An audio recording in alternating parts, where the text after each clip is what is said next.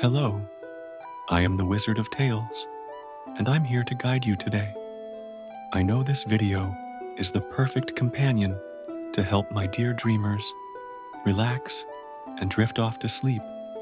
Before we dive into a world of calm and serenity, don't forget to like the video, subscribe to the channel, and let me know where you're watching from and what time it is for you. Now, get cozy, take a deep breath, and let the magic of stories embrace you.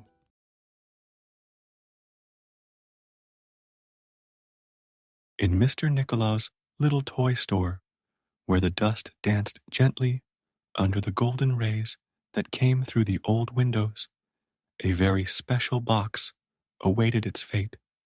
Inside it, 25 little lead soldiers rested neatly, all cast from the same mold except for one small detail that would make all the difference.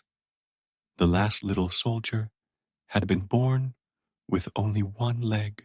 Little Joam, the town doctor's only son, was turning 8 that fall afternoon, and his eyes lit up when he received the box of little soldiers as a present. His mother, always attentive to detail, had chosen that particular set after noticing how the little boy was enchanted by the stories of bravery and honor that his father used to tell him before bedtime. When he got home, Joam ran to his room, a magical space where toys of all shapes and colors lived together in perfect harmony. On top of the old wooden chest of drawers next to the window, a delicate cardboard castle housed a graceful ballerina. She stood in eternal balance on a single leg, the other extended backwards in a perfect arabesque, her arms delicately arched above her head as if she were about to begin her dance. John carefully arranged the little soldiers in formation on the same chest of drawers, creating a guard of honor that stretched from the castle to the edge of the cabinet. The one-legged soldier, being different, was placed in the last position from where he had a privileged view of the dancer. It was at that moment that something extraordinary happened, something that only the toys could perceive. The little soldier, in his leaden silence, felt his inflexible heart beat in a different way. The ballerina, with her white tulle skirt decorated with sparkling sequins, and her graceful posture seemed to float, even though she was motionless. He noticed that, like him, she also balanced on a single leg, although hers was by artistic choice, while his was her only option. During the day, when Joam played with his little soldiers, our little hero strove to be as brave as his lead brothers, making up for his physical lack with even more bravery. At night, when the lights went out and the house sank into silence, the toys came to life, and the little soldier took every moment to admire his beloved ballerina. In Joam's room, other toys also inhabited that magical world. There was a mischievous goblin who lived in a box of surprises, always watching everything with an enigmatic smile. His black eyes often fixed on the little soldier with an expression that mixed disdain and envy. The elf couldn't bear to see how the ballerina, so delicate and refined, would cast gentle glances at the imperfect little soldier. On one of those magical nights, as the moonlight streamed through the window and bathed the room in its silvery glow, the little soldier summoned up all his courage to approach the cardboard castle. With a lot of effort, balancing on his one leg and leaning on his bayonet, he slowly advanced up the dresser ledge. The ballerina, sensing his approach, maintained her graceful pose, but her painted eyes seemed to take on a special glow. The little soldier, even though he couldn't speak, expressed all his love through his determined gaze and proud posture. It was as if a silent song filled the air between them, a melody that only their hearts could hear. However, the goblin from the box of surprises was not happy about this closeness. His face contorted with envy as he plotted to separate the two. He knew that the little soldier, because he only had one leg, was more vulnerable than the others, and this difference would be the key to his malicious plan. The next morning, as the first sunlight began to awaken the town, the goblin put his plan into action. Taking advantage of a breeze coming through the ajar window, he sneaked over to the chest of drawers. With a quick, precise movement, he pushed the little soldier, who was standing near the edge of the dresser, watching his beloved ballerina. The little lead soldier, taken by surprise, couldn't keep his balance. In a split second, he found himself falling towards the floor, while the ballerina, helpless on her pedestal, could only watch in horror. The sound of the lead hitting the wooden floor was muffled by the carpet, but the impact was enough to send the little soldier rolling under the furniture. Thus began a series of adventures and misadventures that would test not only the little lead soldier's endurance, but above all, the strength of his love for the ballerina. While he lay under the dresser, amidst the dust and cobwebs, his brave heart was already planning how to return to his post next to his beloved. The goblin from the top of his box smiled with satisfaction at his act of evil, without imagining that this was only the beginning of a story that would prove that true love knows no physical limitations or seemingly insurmountable obstacles. The ballerina, maintaining her elegant pose, let an invisible tear run down her paper cheek, while her heart hoped that her beloved little soldier would find a way back to her. And so, on that seemingly ordinary morning, an extraordinary journey of love, courage, and perseverance began, where a little lead soldier with only one leg would demonstrate that true strength does not lie in physical perfection, but in the greatness of the heart and the determination of the soul. The little lead soldier, lying under the dresser, watched the dust dance in the beams of light that penetrated through the crack. His heart, although made of metal, beat with the determination to return to his beloved dancer. The hours dragged by as he planned his return, knowing that he would have to wait until nightfall when magic would allow him to move freely. During the day, John searched for his lost little soldier, but couldn't reach the narrow space under the heavy furniture. The boy's mother, with her broom, also tried to reach the toy while cleaning, but the little soldier had rolled even further away close to the wall. When night finally came and the house fell silent, the little soldier began his journey. With determination, he used his bayonet as a support and began to crawl across the floor.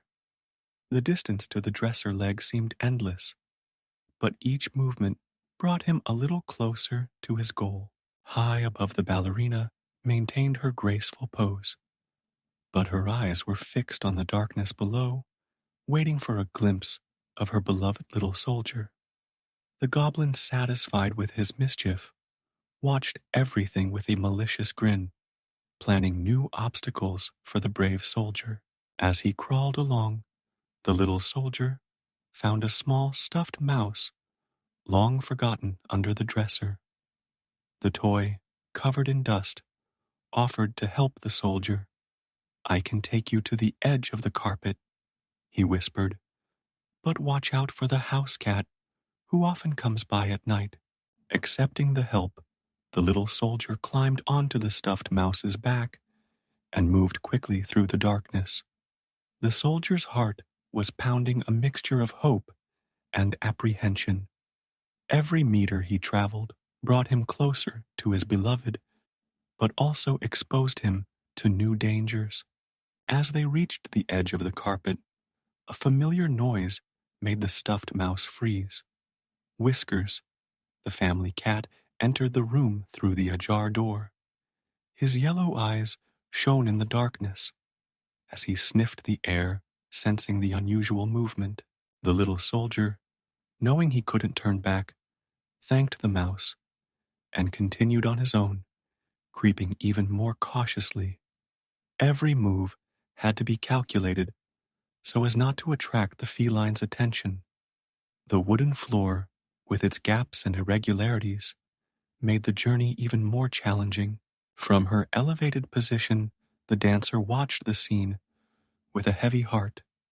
She wanted to scream, to warn her beloved of the danger that was approaching, but her paper voice produced no sound.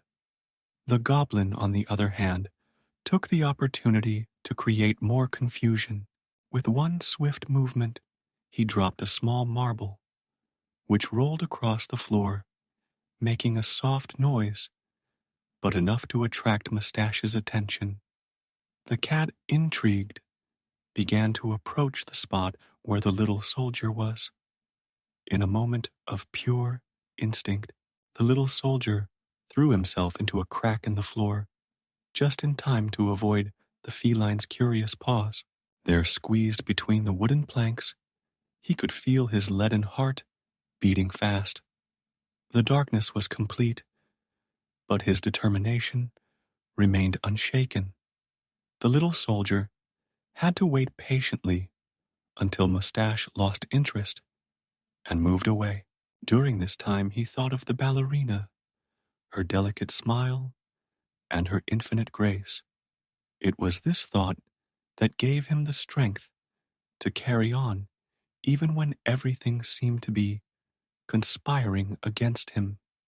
When he finally managed to get out of the crevice, the little soldier realized that he had been dragged along by the current of air passing under the floor. Now, he was in a different room, the living room even further away from his beloved ballerina. The moonlight coming through the living room window revealed a new world of challenges. Huge pieces of furniture cast mysterious shadows, and the silence was occasionally broken by the nocturnal noises of the house. The little soldier knew he would have to cross all this unknown territory to get back to John's room. On the way, he found other forgotten toys that had slipped under the furniture over the years. A cracked marble offered directions, a wheelless cart shared stories of other toys that had tried to make the same journey. Each encounter strengthened their resolve not to become just another lost toy. Meanwhile, in the bedroom, the ballerina bravely resisted the onslaughts of the goblin, who tried to convince her that the little soldier would never return. "He's just an imperfect soldier," sneered the goblin. "He's probably already lost forever in the far reaches of the house." But the ballerina kept her faith. In her eternally graceful pose, she knew that her beloved little soldier wouldn't give up easily.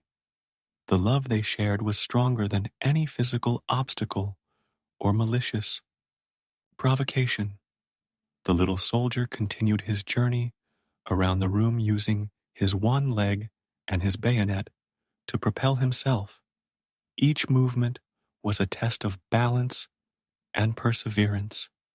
He discovered that he could use the bangs of the room's carpet as ropes to hoist himself up, and the patterns on the floor as a map so as not to get lost.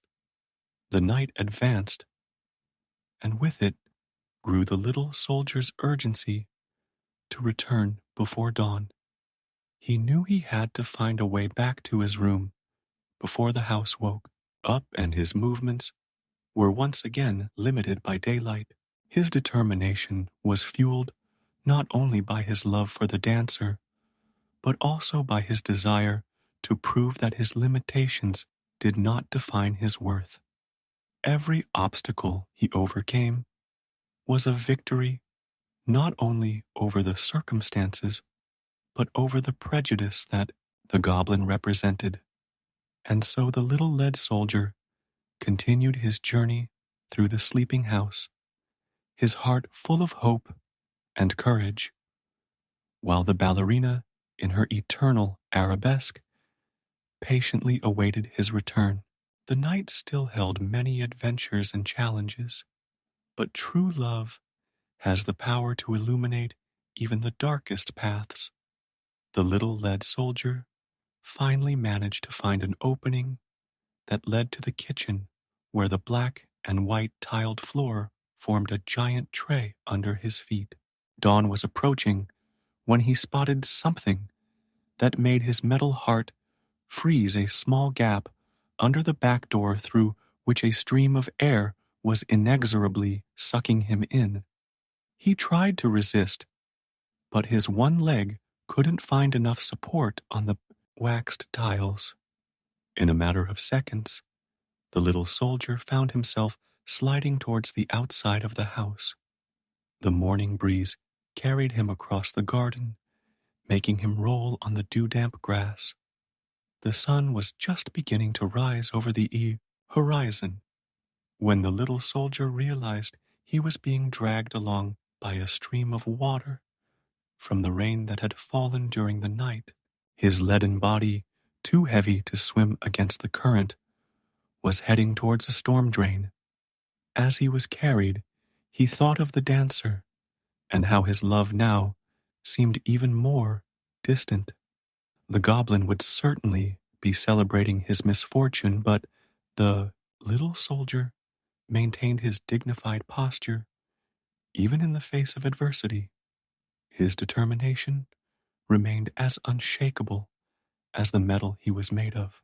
The water led him through a labyrinth of underground pipes, where he found other lost objects, bottle caps, dried leaves, and even a paper boat, which, despite being soaked, still held its shape. "Come on up," invited the little boat, offering to help the soldier. With a lot of effort, the soldier managed to hoist himself onto the little paper boat, which now served as his improvised vessel. Together, they sailed through the dark canals, guided only by the distant sound of running water.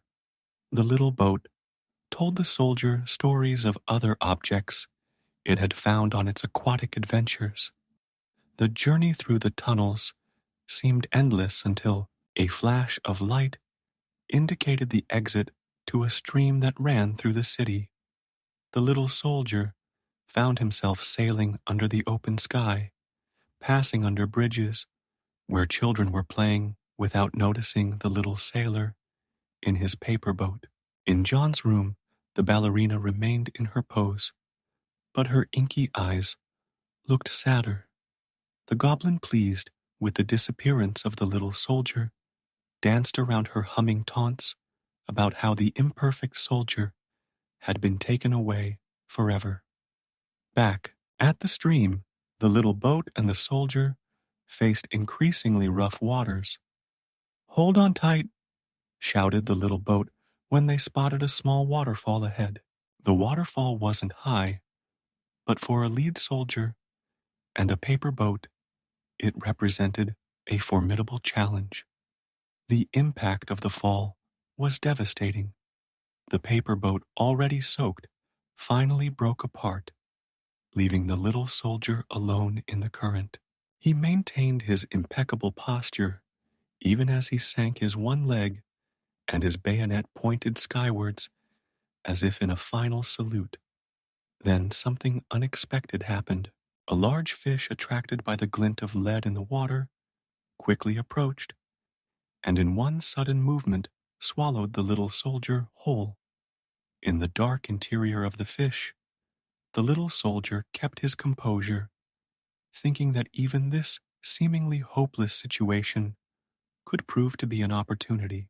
The fish, satisfied with its metallic meal, swam peacefully down the stream until it reached the town market, where it was picked up by a shopkeeper. By an extraordinary coincidence, that same fish was sold to the cook at John's house, who took it to prepare the family's dinner.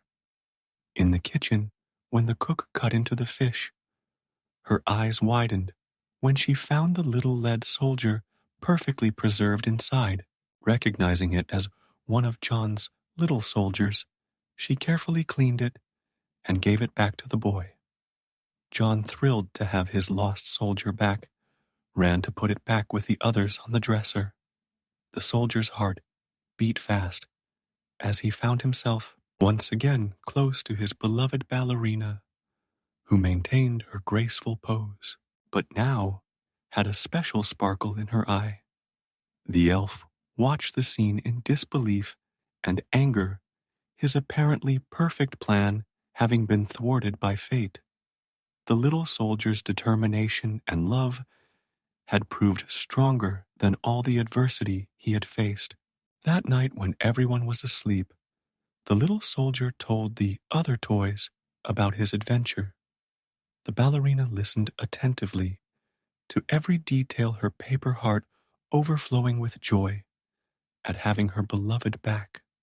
The goblin, defeated, retreated to the bottom of his box, planning his next attempt to separate the lovers.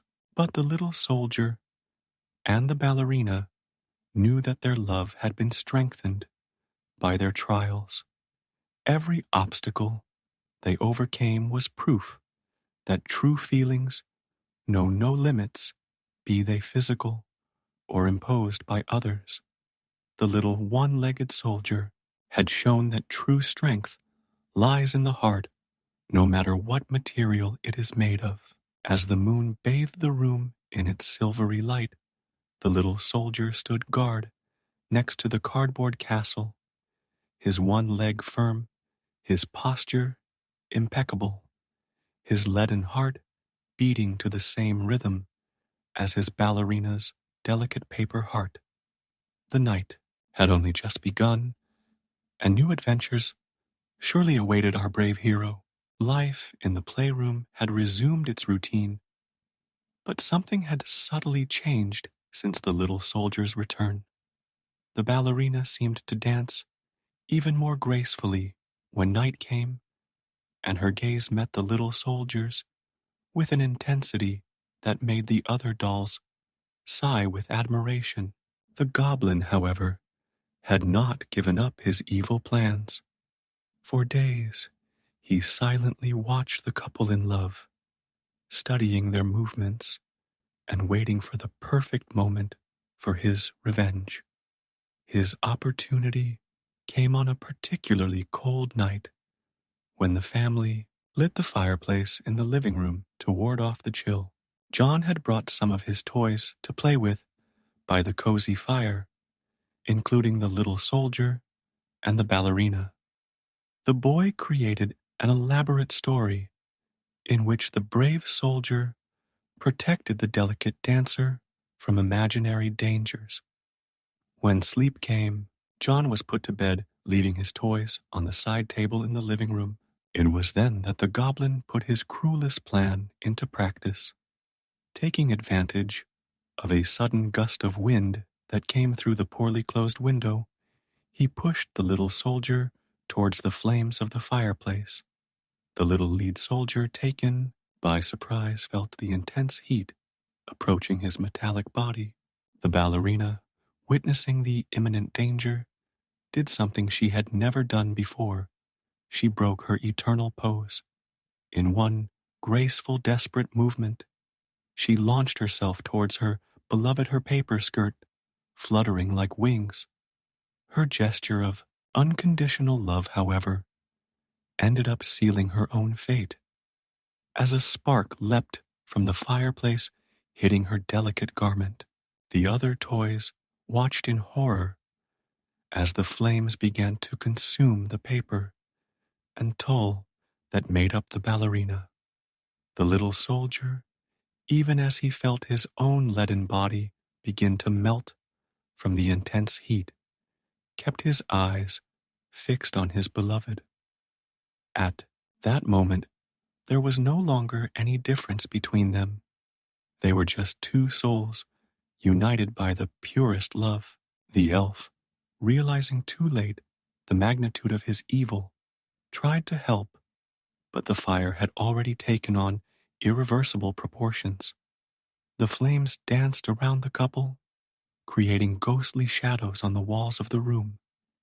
It was as if the fire itself was paying a final tribute to the gracefulness of the ballerina and the bravery of the little soldier. As his leaden body slowly melted, the little soldier kept his impeccable posture, his one leg steady until the last moment. The dancer, for her part, returned to her characteristic pose, as if performing her final dance in the flames that were consuming her. Their eyes remained fixed on each other, communicating without words all the love they shared.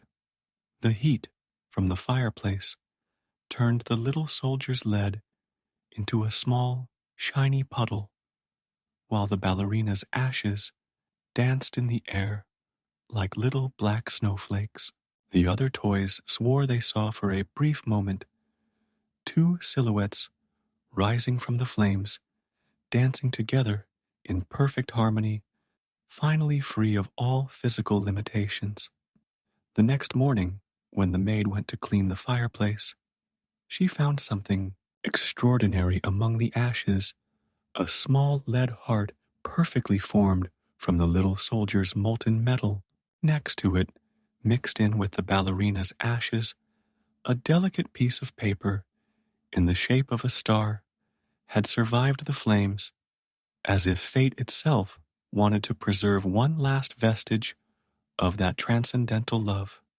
John was deeply saddened to discover the fate of his beloved toys, but there was something poetic about the way they left together.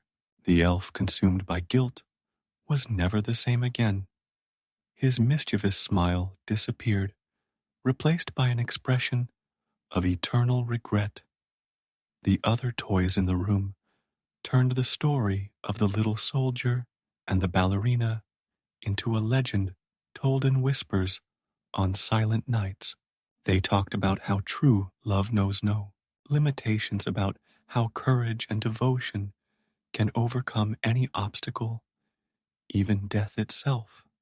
On particularly quiet nights, when the full moon bathed the room in its silvery light, some toys would swear they saw two shadows dancing gracefully on the dresser in the exact spot where the cardboard castle used to stand.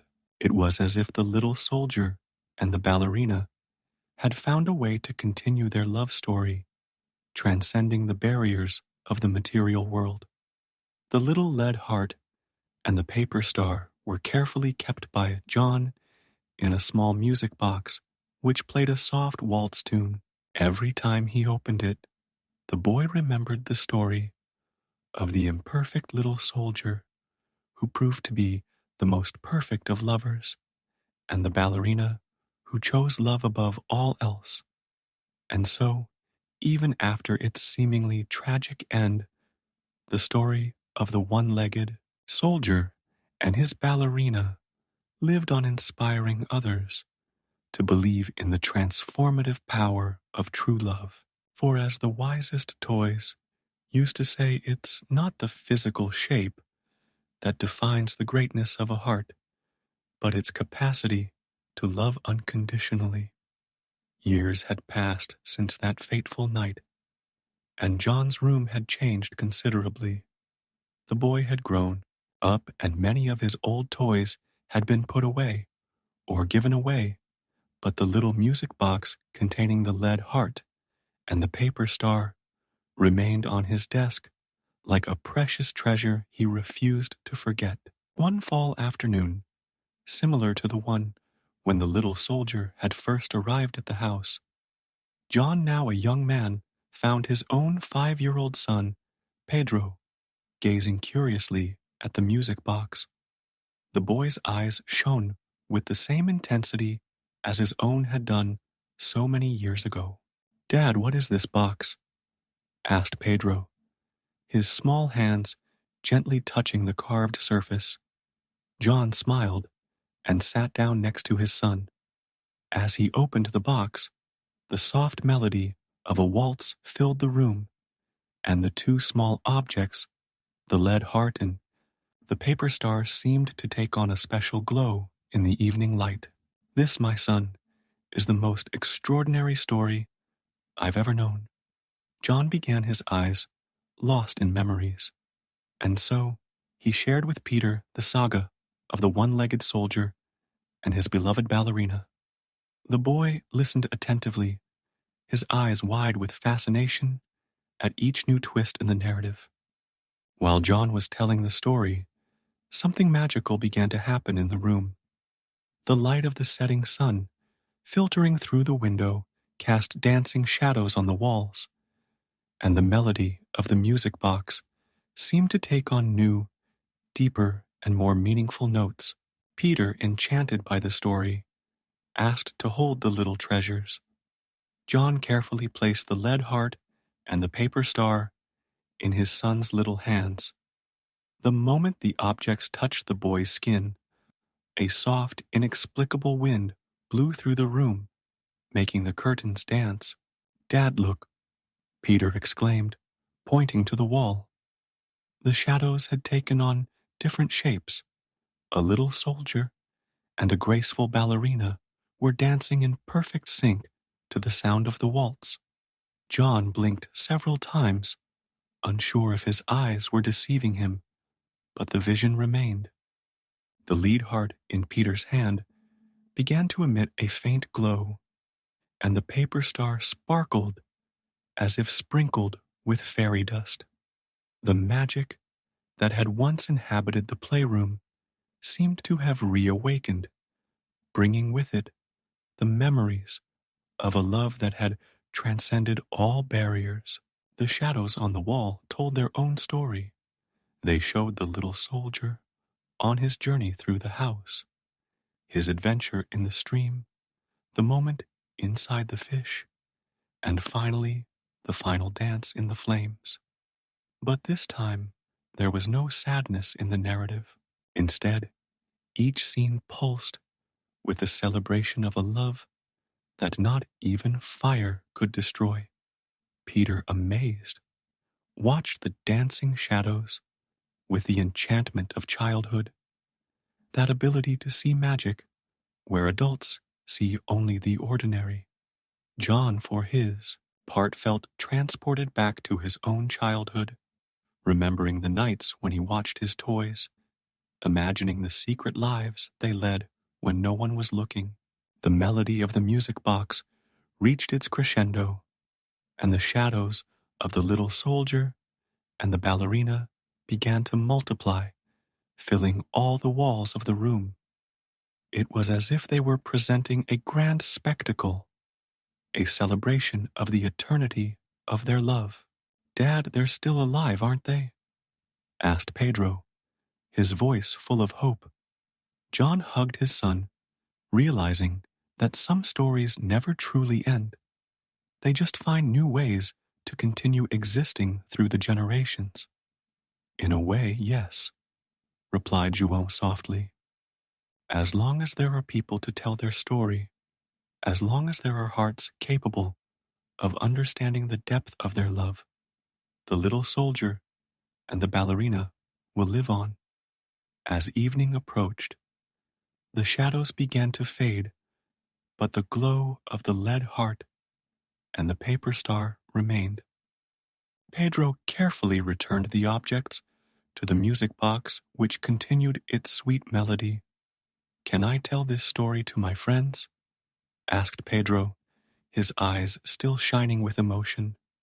João nodded, knowing that the legacy of the little soldier and the ballerina would live on, inspiring new generations with their message of unconditional love and courage in the face of adversity. That night, while Peter slept, John stayed in his room for a few more moments, watching the music box.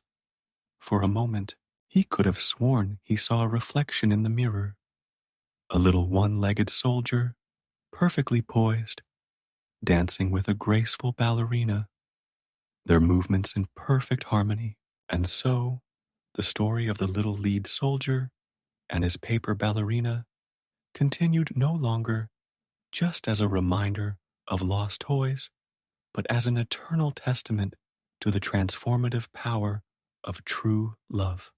On silent nights, when the moon bathed the room in its silvery light, it was still possible to hear the distant echo of a waltz and see in the shadows of the walls two lovers dancing eternally free of all earthly limitations, united forever in their immortal love.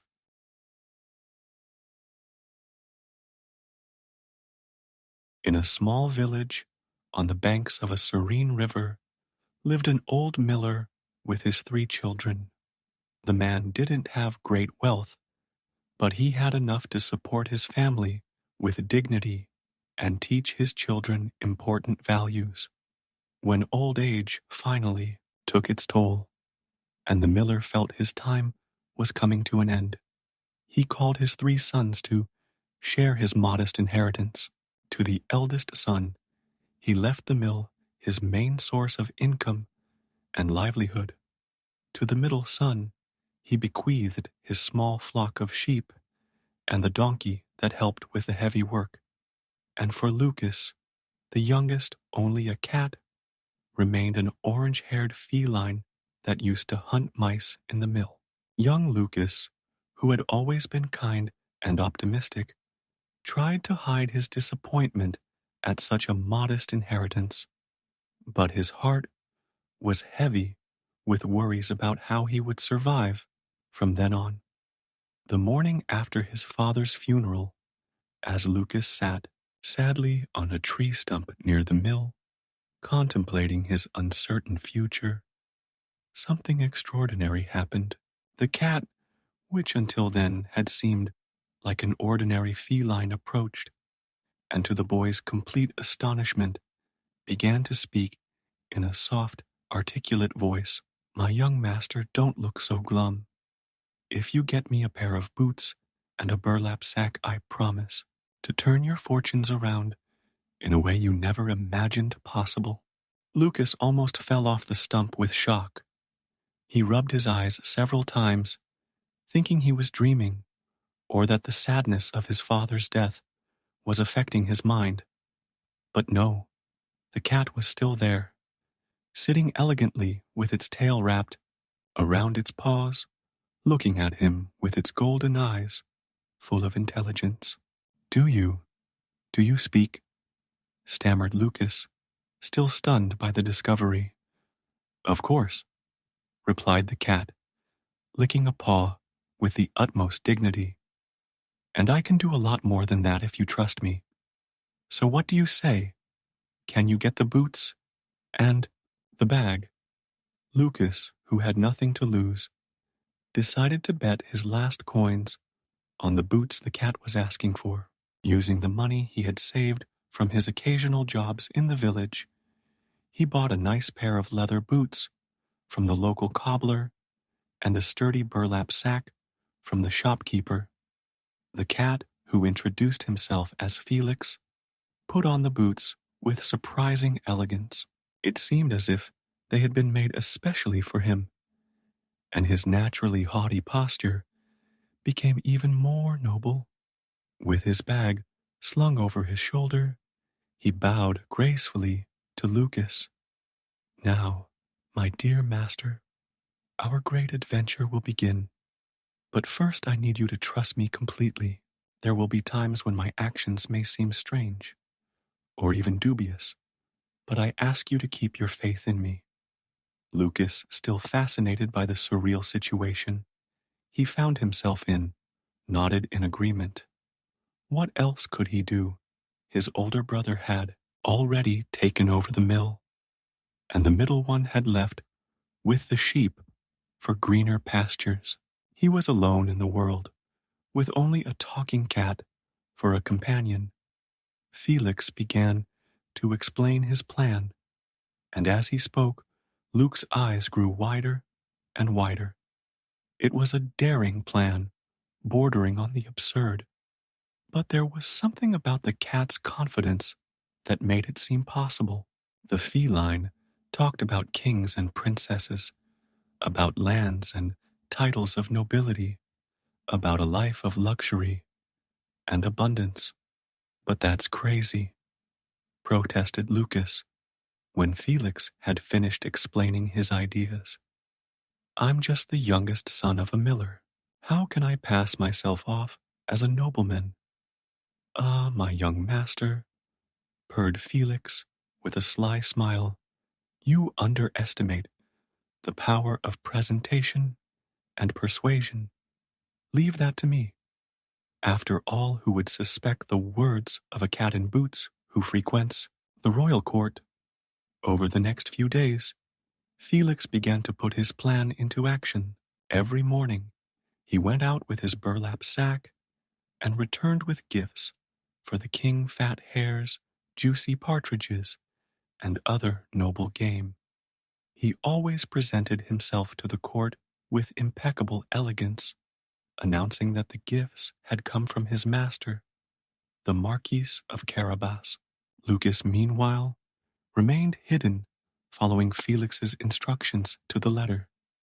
The cat insisted that the right moment for his presentation at court had not yet arrived.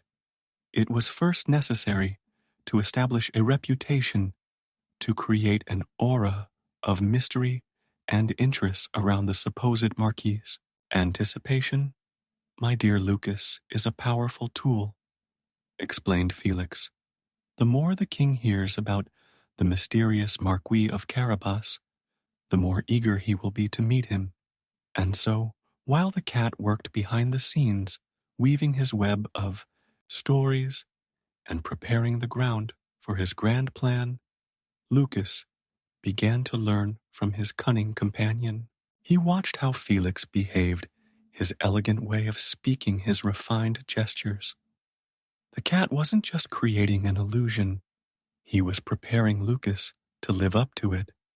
In the evenings, sitting by the small fireplace in the cottage where they lived, Felix would tell stories about the court, teaching Lucas the customs of the nobility, the correct ways to behave at table, how to bow, and how to address people from different walks of life. The young man absorbed everything with a mixture of fascination and apprehension. Remember, my boy, said Felix as they walked in the moonlight, planning the next steps in their audacious endeavor. It's not just a question of looking noble. You have to believe that you are worthy of this new life. True nobility doesn't lie in titles or possessions, but in a person's character and actions. And so, between etiquette lessons and secret preparations, Lucas began to feel a transformation taking place inside him. It wasn't just the knowledge he was acquiring, but a new confidence that was beginning to sprout. Perhaps he thought his father knew exactly what he was doing when he left him that extraordinary cat as an inheritance. As the days turned into weeks, Felix continued his mission to establish the reputation of the fictional Marquis of Carabas at the royal court. The cat had become a well-known figure in the palace, always arriving with exquisite gifts and fascinating stories about his mysterious master. A particularly important morning was approaching, and Felix knew it was time to move forward with his plan. The cat had discovered that the king and his daughter, Princess Helena, used to take a carriage ride along the river on Sundays. This would be the perfect opportunity to introduce Lucas to the royal family. Tomorrow, my dear Lucas, will be the day we begin the real transformation of your life, announced Felix, adjusting his boots as he explained the plan. You will have to bathe in the river just as the royal carriage passes. I'll take care of everything else. Lucas, who had learned to trust his feline companion's cunning, agreed, although his stomach churned with nervousness. The next morning, following Felix's instructions, he went to the river, wearing his simplest clothes. The cat, meanwhile, left early to prepare the ground. When the sound of horses' hooves and the wheels of the royal carriage began to approach, Felix came running, shouting in desperation, "Help! Help! The Marquis of Carabas is drowning." The king, immediately recognizing the cat that had brought him so many presents, ordered the carriage to stop. Princess Helena, a young woman of radiant beauty and kind heart, leaned out of the window with concern. The royal guards rushed to the river, where they found Lucas struggling in the water, just as Felix had instructed. After being rescued and brought to shore, Lucas was shivering with cold, but maintained the dignified posture he had practiced for weeks. Felix, playing his part, perfectly lamented, "What a terrible misfortune! Thieves have stolen my master's clothes while he was bathing. What a disgrace to appear before your majesties like this." The king, moved by compassion and intrigued to finally meet the famous Marquis of Carabas, ordered that one of his best suits be brought to the young man immediately. Lucas was dressed in clothes befitting a nobleman, and the more he talked to the king, the more he was impressed by his education and natural intelligence. Princess Helena couldn't keep her eyes off the young Marquis. There was something about his humility and natural charm that attracted her, something different from the presumptuous nobles she usually met at court. The king, noticing his daughter's interest and already quite taken with the supposed Marquis's personality, invited Lucas to accompany them on their tour. Felix, seeing that everything was going according to plan, ran ahead of the carriage. In every field they passed, he found peasants at work, and using his cunning instructed them, "When His Majesty asks who this land belongs to, say that it belongs to the Marquis of Carabas, or you'll all be turned into mincemeat." The peasants, frightened by the talking cat in boots, obeyed without question. So, every time the king asked about the cultivated land, the vast wheat fields, or the flocks of sheep, he received the same answer: "These lands belong to the Marquis of Carabas, your majesty." Lucas, inside the carriage, kept up a pleasant conversation with the king and princess, although his heart beat faster every time he heard his false title mentioned. Helena laughed at his heartfelt stories about life in the countryside, while the king was increasingly impressed by the apparent extent of his new friend's holdings. Felix kept running ahead, preparing for each new encounter, each new surprise. The cat knew that the crucial moment of his plan was approaching: the ogre's castle. This was the place he had chosen to be the supposed residence of the Marquis of Carabas. But first he had to deal with its true owner. The castle was imposing, with tall towers rising above the trees, and thick walls that spoke of power and wealth. It was inhabited by a fearsome ogre, known for his magical abilities and violent temper. Felix knew he would have to use all his cunning to conquer this last decisive part of his plan. Approaching the castle gates, the cat adjusted his boots, checked that his appearance was impeccable, and prepared for the confrontation that would define his young master's future. The royal carriage was not far away, and he needed to act quickly. With determined steps, Felix crossed the castle courtyard, his mind already working out the right words to trick the ogre. The afternoon sun cast long shadows through the tall windows, and the cat could feel the weight of responsibility on his shoulders. The success of his elaborate plan would depend on the next few minutes. Meanwhile, in the royal carriage, Lucas continued his conversation with the royal family, increasingly at ease in his role, although internally he prayed that his faithful feline friend knew what he was doing.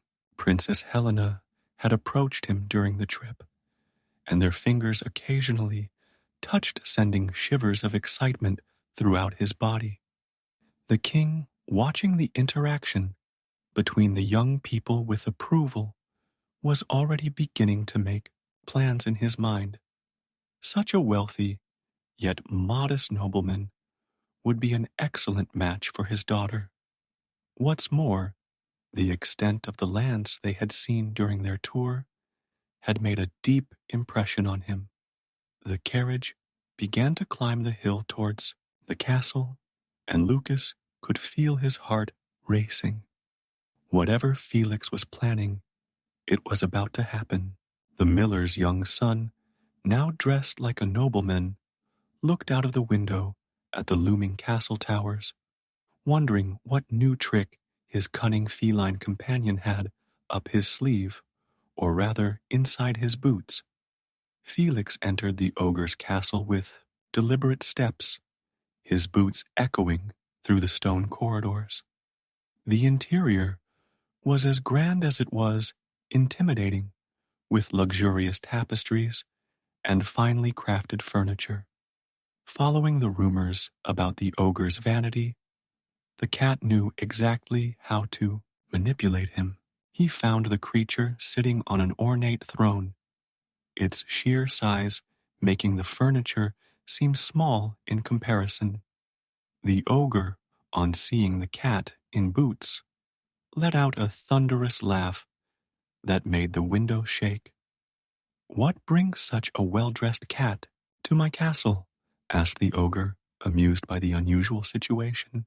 Felix bowed elegantly before answering, "Your Honor, I have come from distant lands to witness your legendary powers.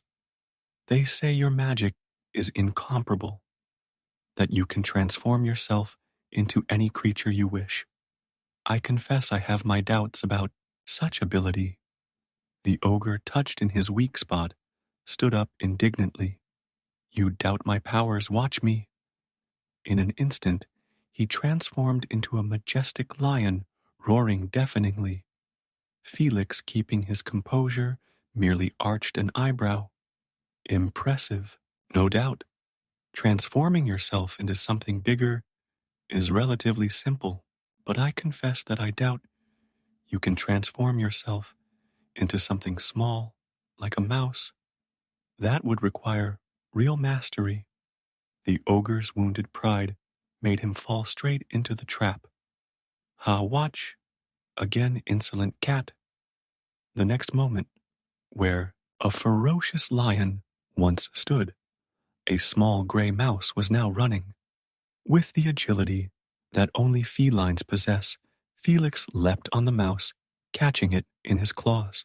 In a matter of seconds, the problem of the castle's true owner was solved, and the cat ran to greet the approaching royal carriage. Lucas, still in the carriage, with the king, and Princess, felt his heart leap when he saw Felix standing elegantly on the steps of the castle entrance. The cat flashed a broad smile and announced in his most pompous voice, "Welcome to the castle of the Marquis of Carabas." The king was amazed at the grandeur of the place. The gardens were meticulously tended with marble fountains and delicate sculptures. Princess Helena, for her part, couldn't contain her admiration for both the castle and the young marquise by her side, while servants previously instructed by Felix guided the group through the castle. Lucas tried to keep his composure, even though he was just as impressed as his royal guests. Each hall was more impressive than the last, with valuable paintings, exquisite furniture, and gold details everywhere. During the dinner served in the great hall, Lucas and Helena sat close together, exchanging glances and discreet smiles. The king, pleased with everything he saw, began to make insinuations about possible alliances between the families, causing the princess to blush and Lucas to swallow. Felix watched everything with satisfaction, moving silently among the guests, making sure that every detail was perfect. His plan was working better than he had hoped. However, he knew there was still one obstacle to overcome, keeping up the charade for as long as it took to consolidate Lucas's position. As the evening progressed, Princess Helena found a moment to be alone with Lucas on one of the castle's balconies. Under the starry sky, she approached him, her eyes shining with curiosity and something more. "There's something different about you, Marquise," she said softly. "Something that distinguishes you from all the nobles I've ever met." Lucas felt his heart racing, torn between the desire to be completely honest with her and the fear of losing everything they had achieved. "Maybe it's because I come from more humble origins than you think, Princess." Helena smiled, moving even closer. "That's exactly what attracts me to you. Your humility, your sincerity, even when you're clearly keeping secrets." At that moment, Lucas realized that he was truly in love with the princess, and the weight of the deception began to weigh on his conscience. Felix, who was watching the scene from afar, recognized the conflict on his young master's face and knew that he had to act quickly to ensure that the story had a happy ending.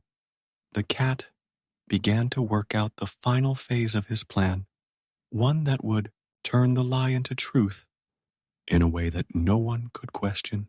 Meanwhile, Lucas and Helena continued their conversation at the bar, sharing dreams and hopes, creating a connection that went beyond titles and social positions. The king, watching the couple from afar, smiled with satisfaction. In his mind, he was already planning a grandiose royal wedding that would unite not only two young people in love, but also two supposedly great fortunes. Little did he know that the real treasure lay not in the lands or the castle, but in the genuine love that blossomed between his daughter and the miller's son. The full moon illuminated the castle as night fell, casting mysterious shadows across the corridors. Felix walked silently, his footsteps muffled by his leather boots, plotting and planning. The cat knew that the crucial moment was approaching, when all the lies would have to become truths or all would be lost. The next morning, Felix knew he had to act quickly to solidify Lucas's position before any suspicions could arise. The cunning cat had spent the night searching through the castle archives and discovered something extraordinary. The ancient ogre had in fact usurped the castle from its true owners many years ago, and the original ownership documents still existed hidden away in a secret chamber. While Lucas and the royal family had breakfast in the garden, Felix worked tirelessly in the castle cellars, recovering old documents and organizing evidence. The cat knew he needed to transform his young master from an impostor into a legitimate nobleman, and the castle's history could provide that opportunity. Helena, sitting next to Lucas during breakfast, couldn't contain her smiles as she observed the simple and genuine way in which he marveled at the little things, like the taste of an exotic fruit or the song of the birds in the manicured gardens. The king, for his part, continued to be impressed by his future son-in-law's apparent modesty, interpreting every gesture of surprise as a display of refined humility. "My dear Marquis," said the king between sips of his tea, "I must confess that your way of managing your estates is admirable. Your fields are the most prosperous I've ever seen, and your servants seem truly happy." Lucas swallowed dryly, feeling the weight of the lie. But before he could reply, Felix appeared elegantly, carrying a set of ancient documents in his booted paws. "Forgive the intrusion, your majesties," purred the cat with his usual dignity, "but I have discovered something in the castle's old libraries that I believe to be of great historical interest." The king, curious by nature, asked to see the documents. Felix, with all the pomp that the situation demanded, began to unroll parchments yellowed by time. The documents revealed a fascinating story. The castle and the surrounding lands had originally belonged to an ancient and noble family, the real Carabas, who had mysteriously disappeared 2 generations ago.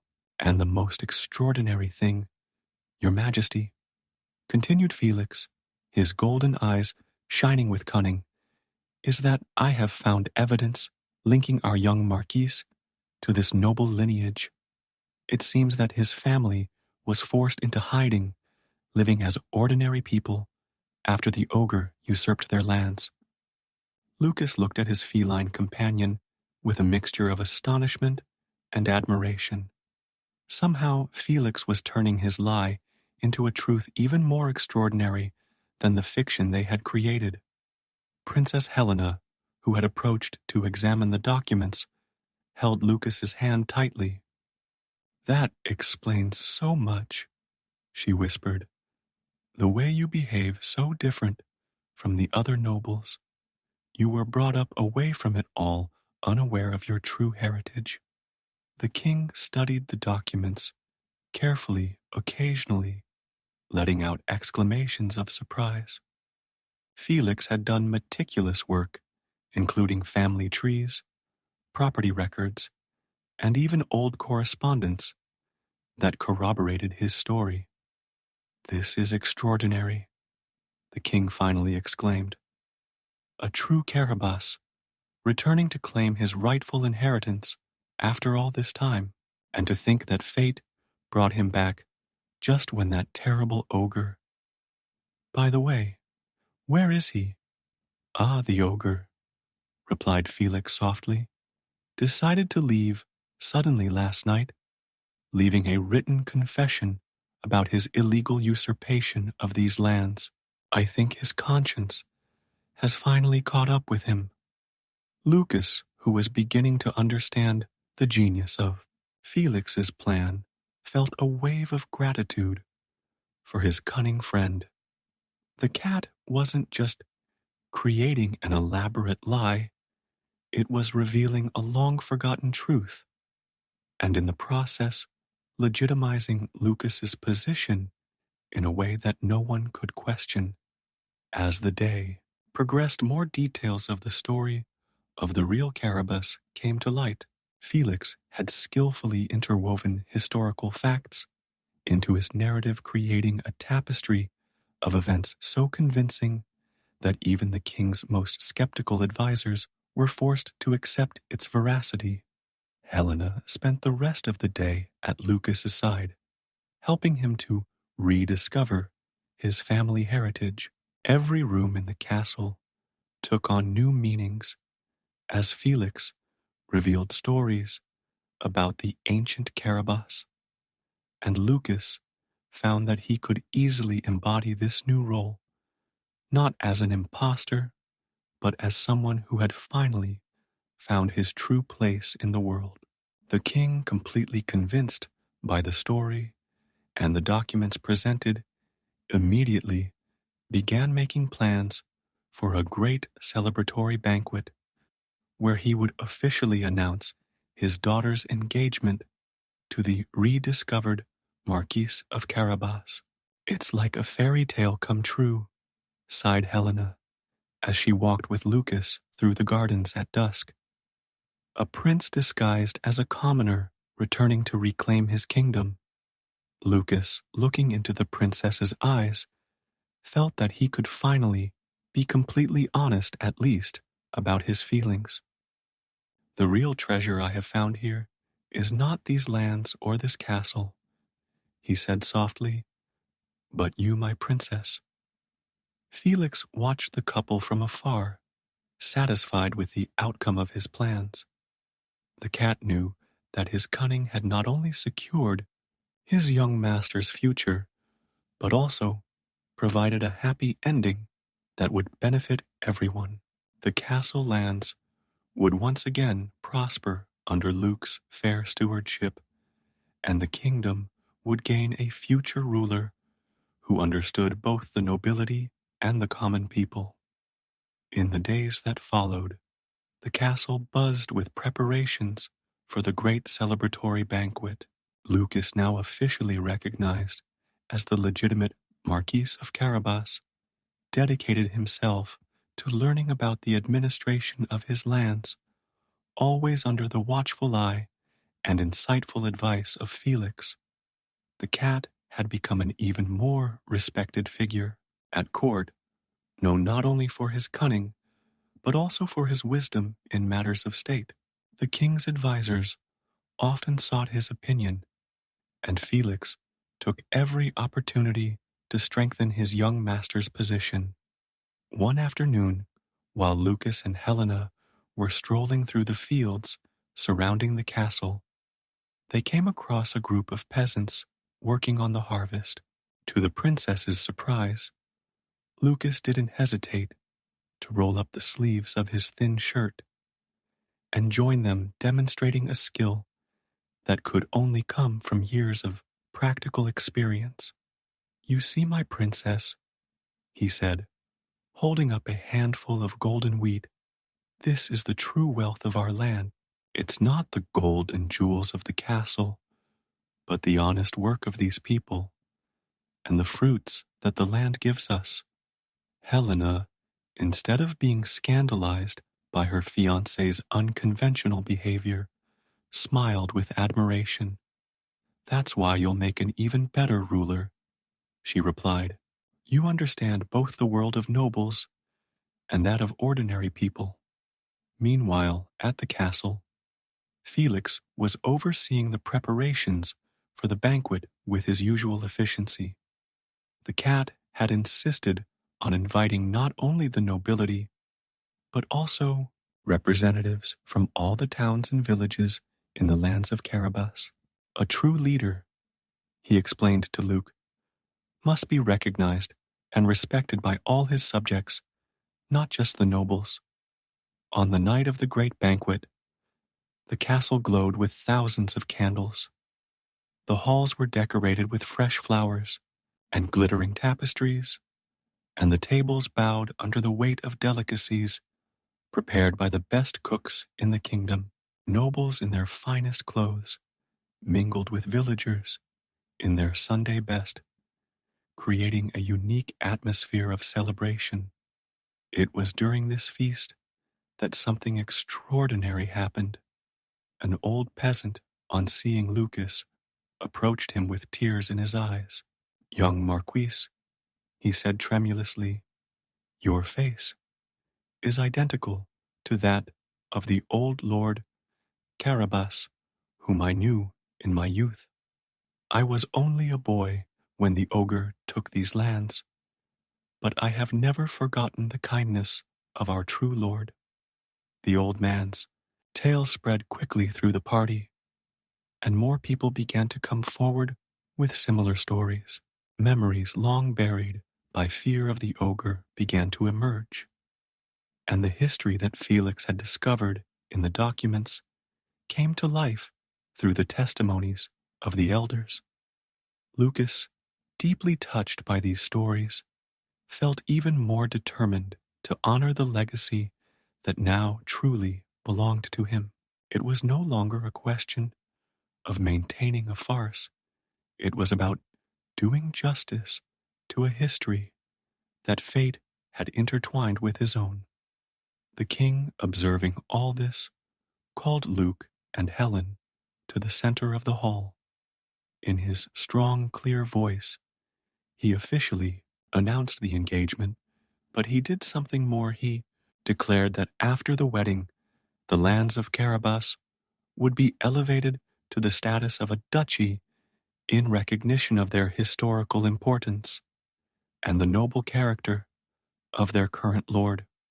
Felix, sitting in his place of honor at the head table, allowed himself a small smile of satisfaction. His initial plan of simple deception had turned into something much bigger and more significant. Through their cunning and Luke's natural kindness, they had not only conquered a castle, but restored an ancient injustice and brought hope to an entire region. When the party reached its climax, Luke asked for a moment of silence.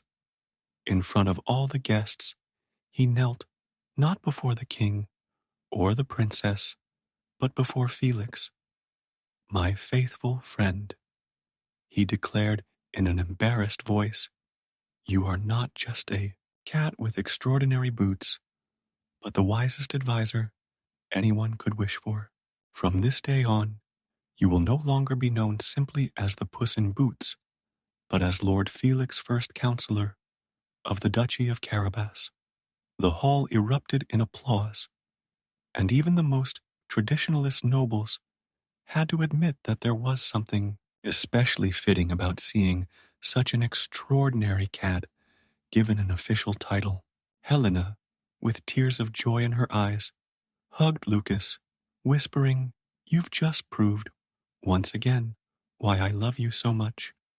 In the years that followed, the Duchy of Carabas became known throughout the kingdom as a place of prosperity and justice. Lucas and Helena ruled with wisdom and compassion, always advised by the perceptive Lord Felix, who continued to wear his famous boots across the land, ensuring that everyone was treated fairly.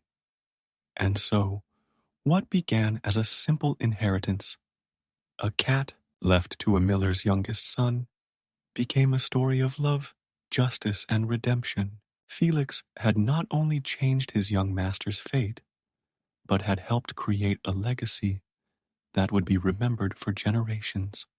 On winter evenings in front of the castle fireplace, Lucas and Helena told this story to their children, while Felix, comfortably settled on his velvet cushion, purred contentedly.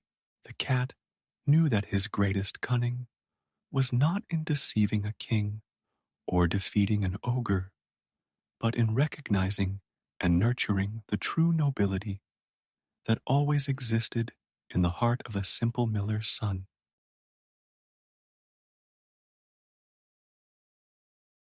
The wind howled through the twisted branches of Yggdrasil, the world tree, as Loki crept through its ancient branches. His dark robes blended into the shadows, and his green eyes shone with the characteristic malice that had made him famous among gods and mortals alike. The god of mischief had planned this moment for centuries, patiently awaiting the perfect opportunity to execute his most audacious plan, stealing the sacred fire of the gods. Asgard's eternal fire was not a simple source of heat and light. It was the very essence of divine knowledge, kept under constant surveillance in the deepest hall of Odin's palace.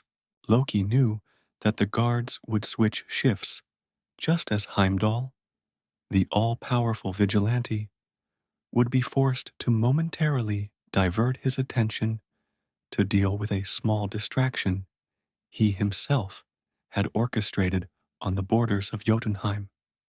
Gliding like a shadow through the golden halls of Asgard, Loki allowed a sarcastic smile to form on his thin lips.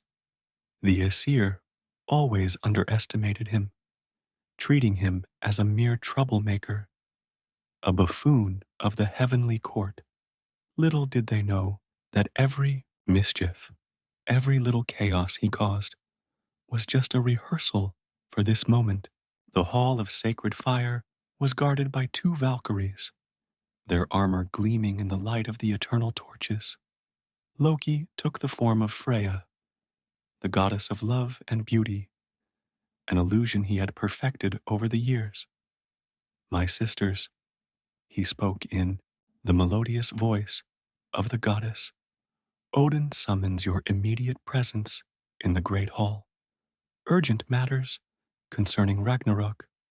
The Valkyries only hesitated for a moment before bowing and hastily departing. Loki almost laughed at how easily his bait worked. The mere mention of Ragnarok always caused a stir among the inhabitants of Asgard. As soon as the guards disappeared, he resumed his form and walked through the heavy golden doors.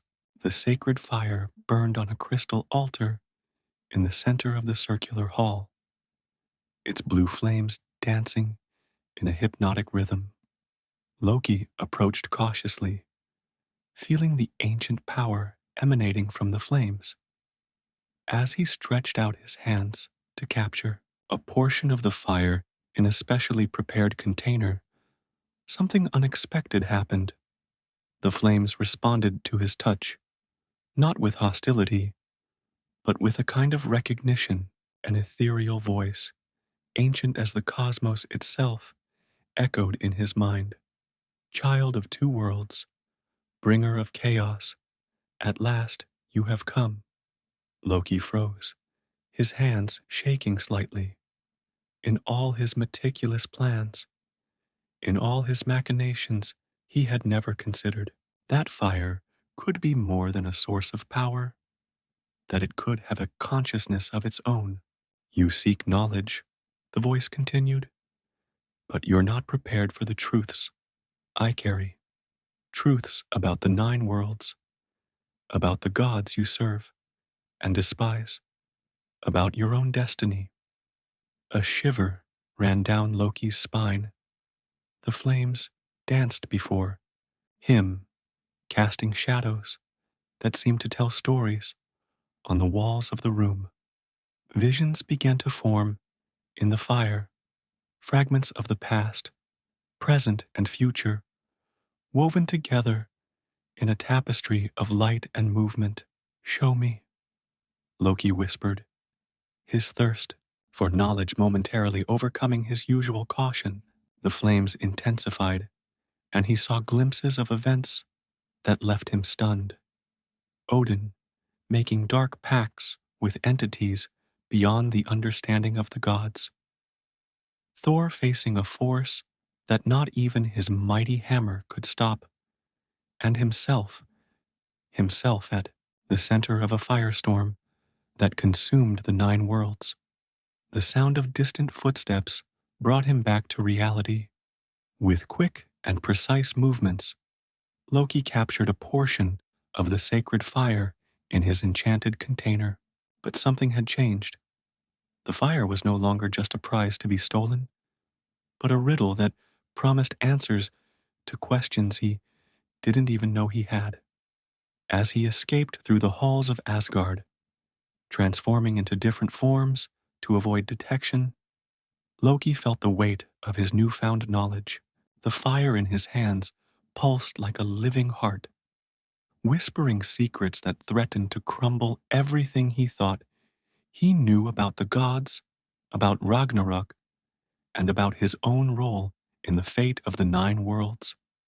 In his hiding place, deep within Yggdrasil, where the branches of the world tree intertwined with the shadows of the void, Loki gazed upon the captured fire. Its flames still danced with the same hypnotic intensity, but now they seemed to carry a greater weight, the weight of choice. What other secrets do you keep? He murmured to the flames, watching how they responded to his voice. forming complex patterns that seemed to want to tell stories as old as time itself. The god of mischief found himself at a crossroads he had never anticipated. What had started as another of his schemes to sow chaos and increase his power had turned into something much bigger. The flames were not just a tool for their power plays, they were a key to truths that could either save or destroy the nine worlds. And so, as the eternal night of Yggdrasil enveloped him, Loki realized that his true test would not be the theft of the sacred fire, but the choices he would have to make with the knowledge the flames were about to reveal. The fate of the nine worlds could very well depend on the decisions of someone who has always prided himself on not following any rules. Deep within his refuge in Yggdrasil, Loki gazed intently at the dancing flames of the sacred fire. The bluish glow illuminated his face, reflecting a mixture of fascination and apprehension in his green eyes. The first words the fire had shared with him in the hall of Asgard still echoed in his mind, triggering an uneasiness he rarely experienced. "Show me more," he whispered to the flames, leaning over the enchanted container. The fire responded immediately, its blue tongues writhing and forming images that seemed both solid and ethereal. In the dance of flames, Loki saw scenes that made him question everything he believed he knew about the gods and himself. The visions revealed Odin in his early days, not as the wise All-Father, but as a power-hungry young god making dark deals with ancient entities who inhabited the spaces between the worlds. He saw how the All-Father's knowledge and power were built on sacrifices and betrayals that rivaled his own exploits. "Interesting," muttered Loki, a wry smile forming on his lips. "Then the great Odin is not as different from me as he likes to appear." But the fire had not finished its revelations. The flames changed shape, showing Thor in the near future, his mighty Mjolnir failing against a force that seemed to emanate from the very fabric of reality. The fire spoke again in his mind, its ancient voice carrying the weight of eons. "The Ragnarok you fear is not what it seems. The prophecies have been misinterpreted, distorted by time and fear. The role you must play, child of chaos, is more complex than destruction or salvation." Loki felt a shiver run down his spine. The flames showed him visions of himself in multiple possible paths. In one, he led the forces of chaos against Asgard, fulfilling the prophecy everyone expected of him. In another, he became an unlikely protector of the nine worlds, using his knowledge and cunning to prevent a catastrophe greater than Ragnarok itself. "Why show me this?" he questioned, his voice betraying a rare vulnerability. "Why trust these secrets to someone known for his treachery?" "Because only someone who truly understands chaos can recognize the pattern within it," the fire replied. "You, who walk between the worlds, who are neither Aesir nor Jotun through and through, possess the only perspective capable of seeing beyond the lies that sustain the current order." The flames grew, showing a complex web of events and decisions that intertwined across the nine worlds. Loki saw how small, seemingly insignificant actions could trigger monumental consequences. His own antics over the centuries had, unbeknownst to him, altered the course of crucial events. "The true danger," the fire continued, "does not come from the frost giants or the wolf Fenrir. It comes from stagnation, from the refusal to accept necessary change. The gods, in their fear of Ragnarok, have created the very conditions for their downfall. As he absorbed these revelations, Loki heard movement in the upper branches of Yggdrasil. Quickly, he hid the sacred fire and took the form of a small bird, just in time to see an Einherjar patrol passing close to his hiding place. His absence and the theft of fire should have already been noticed in Asgard. Returning to his original form after the warriors passed, Loki turned his attention to the flames. What choice do I have then? Continue as the villain everyone expects me to be, or risk everything for a truth that no one wants to hear? The fire danced gently, its flames forming patterns reminiscent of ancient runes. The choice was always yours, Loki. That's why you were able to steal from me, because deep down, you always knew there was more at stake than simple mischief and revenge. Loki leaned back against one of Yggdrasil's branches, his mind working furiously to process everything he had learned. The implications were enormous, not just for him, but for all 9 worlds. If what the fire showed was true, then the very foundations of the cosmic order were built on lies and half-truths. A slow smile began to form on his face, not his usual sarcastic smile, but something more complex, more determined. If there was one thing Loki was truly a master of, it was using the truth as a weapon, finding the little chinks in the armor of reality and exploiting them for his own ends.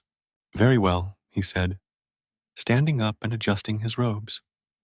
If I must choose between being the destroyer everyone fears or the savior no one expects, why not be both? His words carried the weight of a decision made, but also the lightness characteristic of someone who delights in the complexity of a new game. The sacred fire crackled in response, as if approving his reasoning. The flames projected one last series of images, intertwining paths, possibilities that branched like the branches of Yggdrasil themselves. Loki watched intently, his mind already weaving plans within plans, preparing for what would be perhaps his greatest trick, using the truth to save those who had always considered him a liar. With the newfound knowledge weighing heavily on his mind, Loki began to move through the branches of Yggdrasil with renewed purpose. The sacred fire, safely stored in its enchanted container, continued to whisper ancient truths, each revelation more disturbing than the last. As he moved among the shadows of the world tree, Loki noticed movement nearby.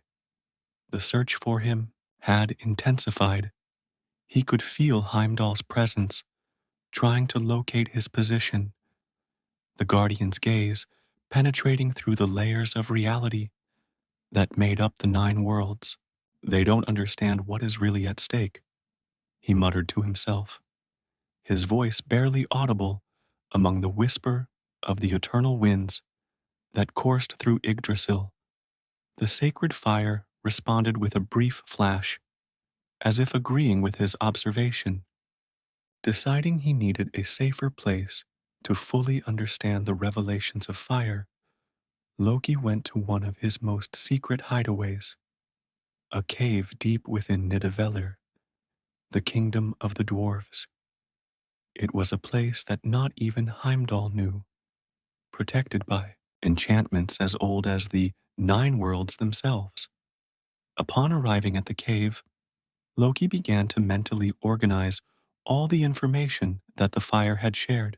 Visions of Odin making dark pacts, Thor facing an unknown force, and the true nature of Ragnarok. Everything connected in a complex pattern that was only now beginning to make sense. Show me more about these packs of Odin, he asked the fire, which immediately responded with a new series of visions. In the flames, Loki saw young Odin sacrificing not only his eye for knowledge, but also making deals with entities that inhabited the empty spaces between the worlds, beings that the gods themselves feared to mention. So the All-Father built his kingdom on foundations darker than any of my antics, mused Loki, a wry smile playing on his lips.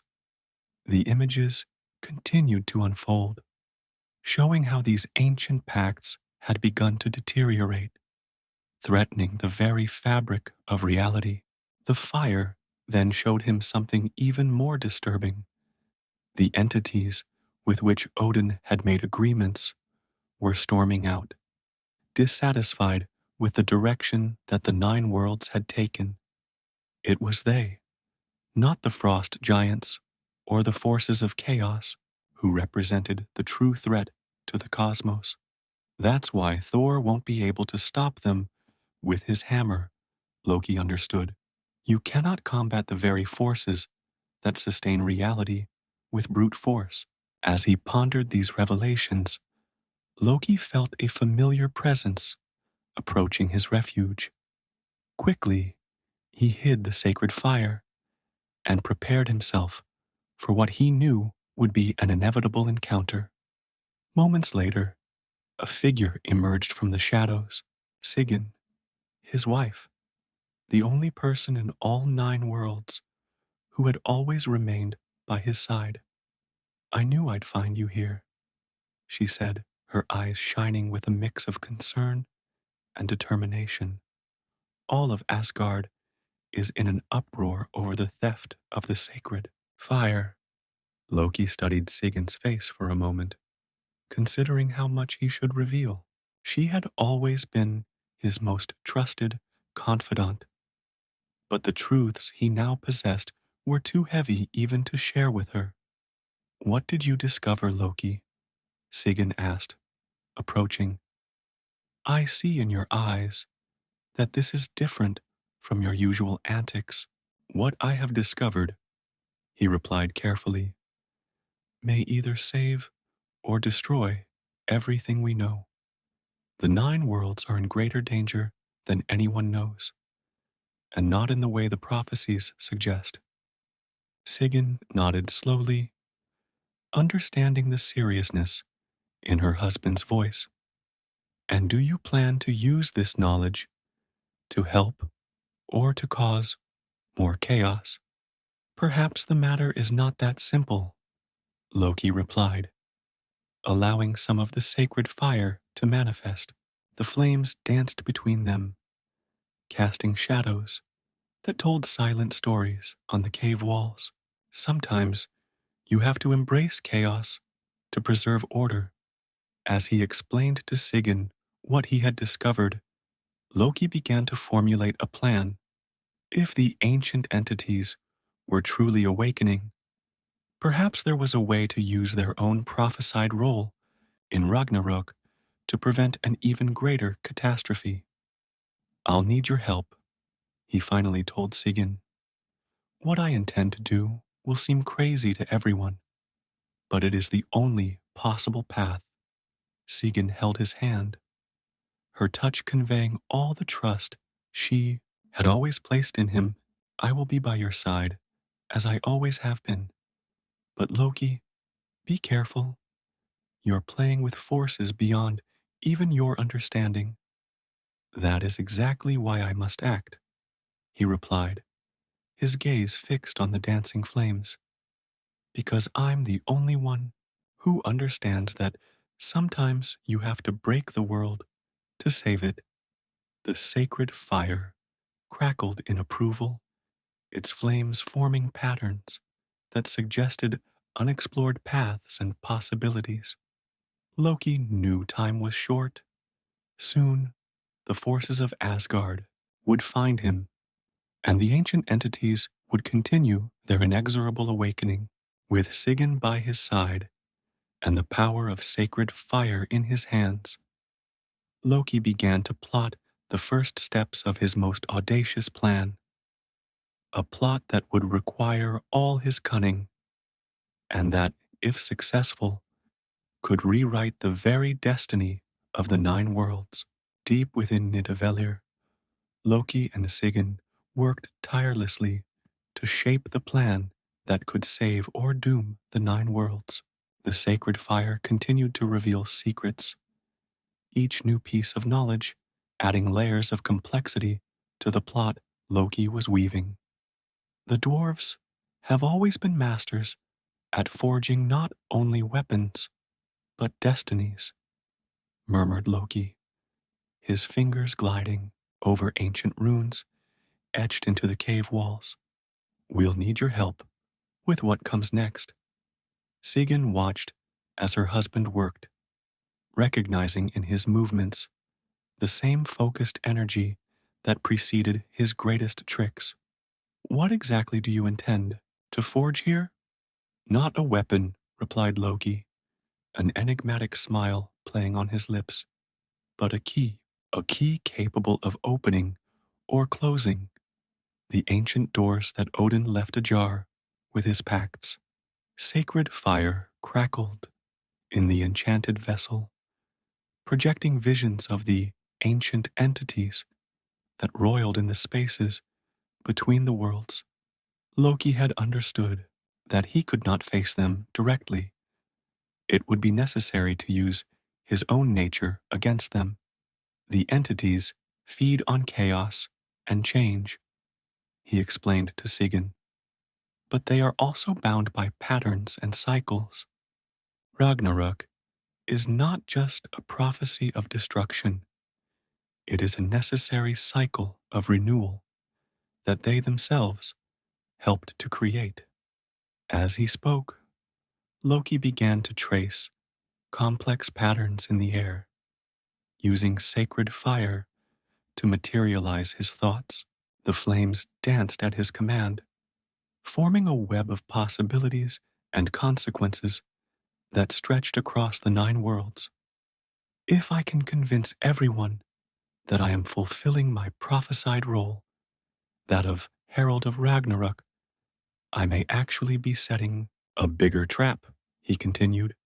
The entities will expect me to cause destruction, but instead, you will use chaos to create a new order, Sigyn added, beginning to understand the magnitude of her husband's plan.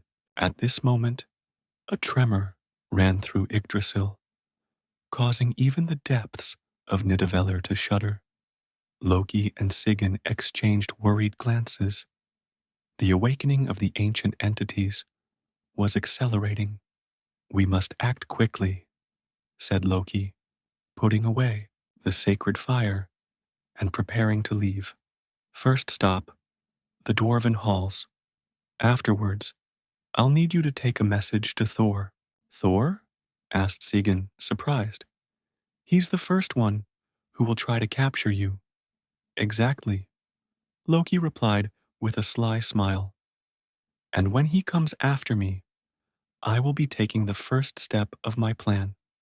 Thor has always been predictable in his righteousness, and it is precisely that predictability that we need now. The two moved quickly through the dark tunnels of Nidavellir, avoiding the patrols of dwarves who had surely already been alerted to the theft of the sacred fire. Loki could feel Heimdall's presence, trying to penetrate the magical wards that hid his location. Arriving at an old abandoned forge, Loki began preparing the elements necessary for his plan. With Sigyn's help, he arranged a series of artifacts in a complex circle: a sliver of Yggdrasil, a drop from the well of Mimir, and a shard of eternal ice from Niflheim. What you intend to forge is no ordinary weapon, Sigyn noted, recognizing the power of the elements brought together. No, confirmed Loki. It is something much more dangerous, a tool capable of manipulating the very essence of divine pacts. With it, I will be able to rewrite the agreements that Odin made, create new conditions that not even ancient entities will be able to ignore. The sacred fire pulsed in approval, its flames taking on deeper shades of blue. Loki knew he was walking a fine line. A single mistake in his plan could hasten the destruction he was trying to avoid. When Thor comes, he instructed Sigyn, show him just enough to make him believe I'm planning something truly catastrophic. He needs to pursue me with all his might, needs to believe that I'm exactly the villain everyone expects me to be. What about Odin? Sigyn asked. He knows the pacts he made. Won't he see what you're trying to do? Odin is so caught up in his own web of secrets that he will not be able to see the truth even when it is before him, Loki replied. His greatest weakness has always been his certainty that only he knows the true weight of power. A new tremor shook the cave, stronger than the previous one. Dust and small rocks fell from the ceiling, and the air became charged with an ancient and dangerous energy. They're getting closer, Loki murmured, his green eyes shining with determination. Time is running out. Sigyn, do you know what to do? His wife nodded, already preparing to leave on her mission. Before leaving, she turned to Loki one last time. Be careful, my love. Even you can get lost in the game that is about to begin. Loki watched Sigyn disappear into the shadows of the tunnels, then turned his attention to the forge. The sacred fire danced eagerly in its container, ready to be used to create something that had never before existed in the nine worlds. Let the show begin, he whispered, beginning to work on the first step of his most audacious plan. The flames of sacred fire rose, lighting his face with an unearthly glow as the echoes of hammer against metal began to resonate through the depths of Nidavellir. The sound of Loki's hammer echoed through the tunnels of Nidavellir, each beat resonating with the power of sacred fire. In his hands, the ancient elements began to merge into something new, something that not even the gods had imagined possible. Sweat ran down his face as he worked tirelessly, aware that every moment was precious. The blue flames of sacred fire danced around the red-hot metal, whispering ancient secrets that only Loki could hear. As he forged his creation, he felt the vibrations of Yggdrasil intensify. The ancient entities were getting closer and closer to completely breaking through the veils of reality. Suddenly, a deafening thunder shook the cave. Loki smiled, not looking away from his work. Thor had received Sigyn's message. The god of thunder was exactly where he needed him to be, unconsciously following the role Loki had assigned him in. His grand plan. Loki! Thor's voice reverberated through the tunnels. Show yourself, brother. Your crimes have gone too far. Ah, Thor. Loki muttered to himself, always so predictable. With one last precise blow of his hammer, he completed his creation, an amulet that glowed with an inner light, its runes pulsing with contained power. The ground shook again, but this time it wasn't Thor. The ancient entities were agitated, sensing that something was about to change in the fabric of reality. Loki could see through the visions afforded by the sacred fire, how they writhed in the spaces between the worlds, their incomprehensible forms distorting the very fabric of the cosmos. Thor burst into the chamber, Mjolnir raised and crackling with electricity. His eyes widened as he saw what Loki had created. What evil artifact is this, brother? Malignant? Loki laughed, lifting the amulet so that the light of the sacred flames danced across its surface. As always, you see only what you expect to see, Thor. This is the instrument that will save the 9 worlds, even if to do so, I must appear to destroy them first. Your lies deceive me no more, thundered Thor, advancing.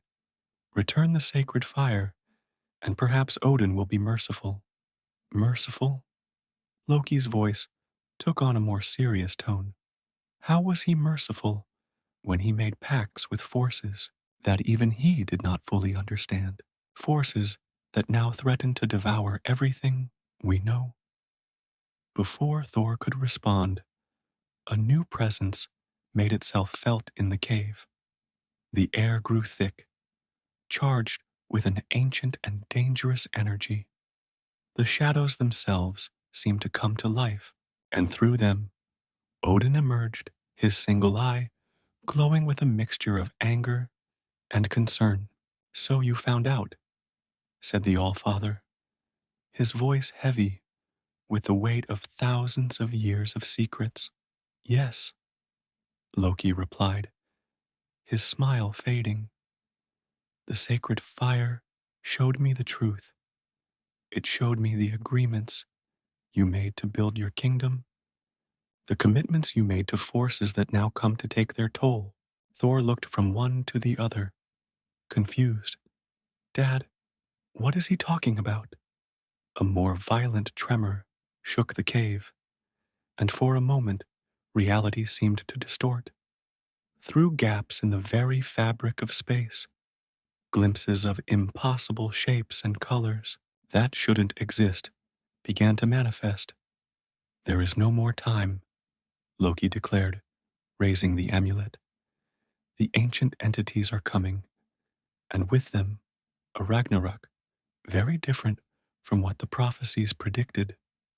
Odin advanced, his power emanating in palpable waves. You don't understand what you're dealing with, Loki. No, Allfather, Loki replied, activating the amulet with a touch of the holy fire. It's you who doesn't understand. I've always been chaos personified, the destroyer, the liar. But sometimes it takes a liar to reveal the truth. It takes chaos to establish a new order. The amulet began to glow with blinding intensity, its runes pulsing in tune with Yggdrasil's own heartbeat. Through him, Loki could feel Odin's ancient pacts, the promises made and the prices still unpaid. What do you intend to do? Asked Thor. Mjolnir lowered, finally realizing that there was more at stake than he realized. I'll do what I've always done best, Loki replied, his green eyes shining with determination. I will cheat. I will rewrite the rules of the game. Do the ancient entities expect me to cause destruction? Then I will use that expectation against them.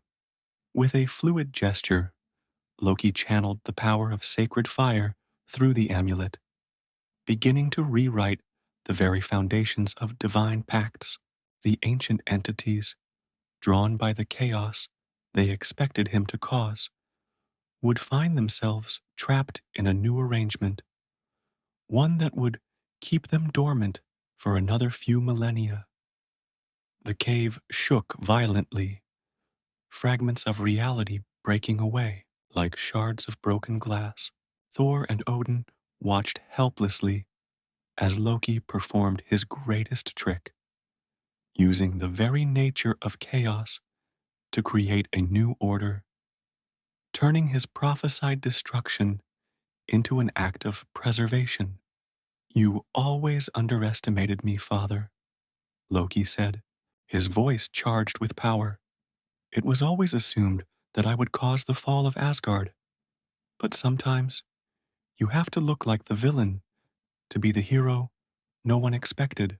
The amulet pulsed one last time, and for one terrible and glorious moment, all 9 worlds shook.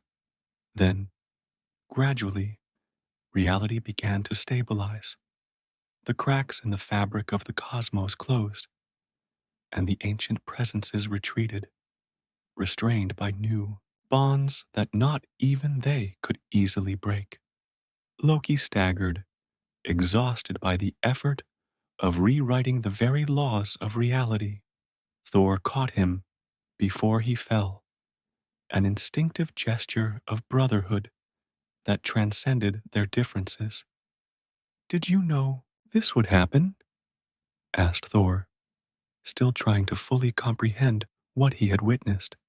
Not exactly, Loki replied with a tired smile. But sometimes the best trick is the one no one sees coming, not even the trickster who pulls it. Odin approached, his one eye studying his adopted son with a new understanding. You risked everything on a plan that could have destroyed reality. And isn't that what I always do? Replied Loki, rising with difficulty. The difference is that this time, destroying everything was exactly what everyone expected of me. And for that very reason, it was the last thing I would do. The sacred fire still danced in its container, calmer now, as if satisfied with the role it had played. Loki knew his reputation as a troublemaker would remain intact. After all, what better disguise for an unlikely savior than the mask of the eternal villain?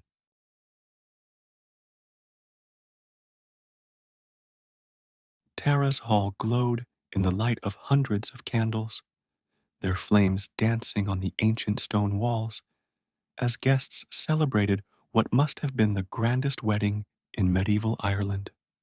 Grainne, daughter of the High King, sat at the high table, her incomparable beauty highlighted by her emerald green dress and long black hair that cascaded over her shoulders. At her side, Fionn Macumhel, the legendary warrior and leader of the Fianna, wore a proud smile, his gray locks and battle scars contrasting with his bride's radiant youth. But Grainne's eyes wandered restlessly around the hall until they found another face among the warriors. Diarmuid Ua Dwybne, with his love mark on his forehead, a magical mark that made any woman who saw it fall madly in love with him, stood discreetly among Fionn's men. He was the most loyal of warriors, known as much for his skill with a spear as for his unwavering honor. Grainne's heart quickened when their eyes met briefly.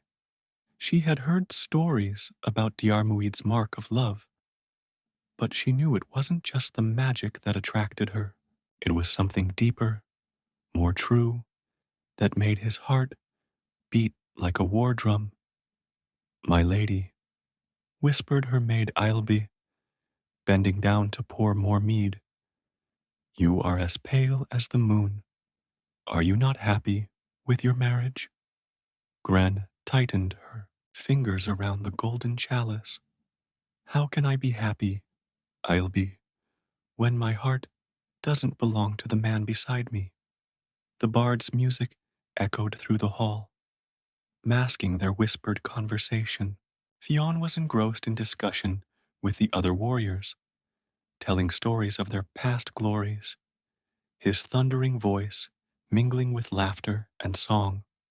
With a sudden decision, Grainne stood up. I need air, she declared, and before anyone could stop her, she headed towards the castle gardens. The cool air of the Irish night soothed his flushed face, but not his turbulent heart. It didn't take long for silent footsteps to approach. It was Diarmuid. His duty as Fion's warrior compelled him to protect his leader's future wife. My lady should not be alone on a night like this, he said, keeping a respectful distance. Grainne turned to him, her eyes shining with determination. Don't call me that, Diarmuid. Not when my heart screams your name with every beat. Ma'am, we shouldn't. I place you under Gais, she interrupted, invoking an ancient Irish tradition that no honorable warrior could break. You must take me away from here tonight, away from a marriage that will bring only unhappiness. Diarmuid's face paled. Gais was a magical obligation, a promise that, if broken, would bring misfortune and death. But accepting would mean betraying Fionn, the man to whom he had sworn loyalty. You condemn me, ma'am, he whispered, the anguish evident in his voice. Whatever I choose, I will be cursed. Then let us be cursed together, replied Grainne, approaching him. For I prefer a life of escape at your side than an eternity of regret at the side of another. The sound of approaching footsteps and voices alerted them. Without another word, Diarmuid extended his hand to Grainne. She accepted it without hesitation, and together they disappeared into the darkness of the Irish night. The news of his escape spread like wildfire. Fionn, consumed by rage and humiliation, rallied his most loyal warriors. Find them, he ordered, his voice booming through Tara's walls. Bring me the traitor and the runaway bride. Meanwhile, Diarmuid and Grainne ran through the ancient forests of Ireland, guided only by the light of the moon. The night dew wet their clothes, and the wind whispered ancient stories of love and tragedy among the centuries-old trees.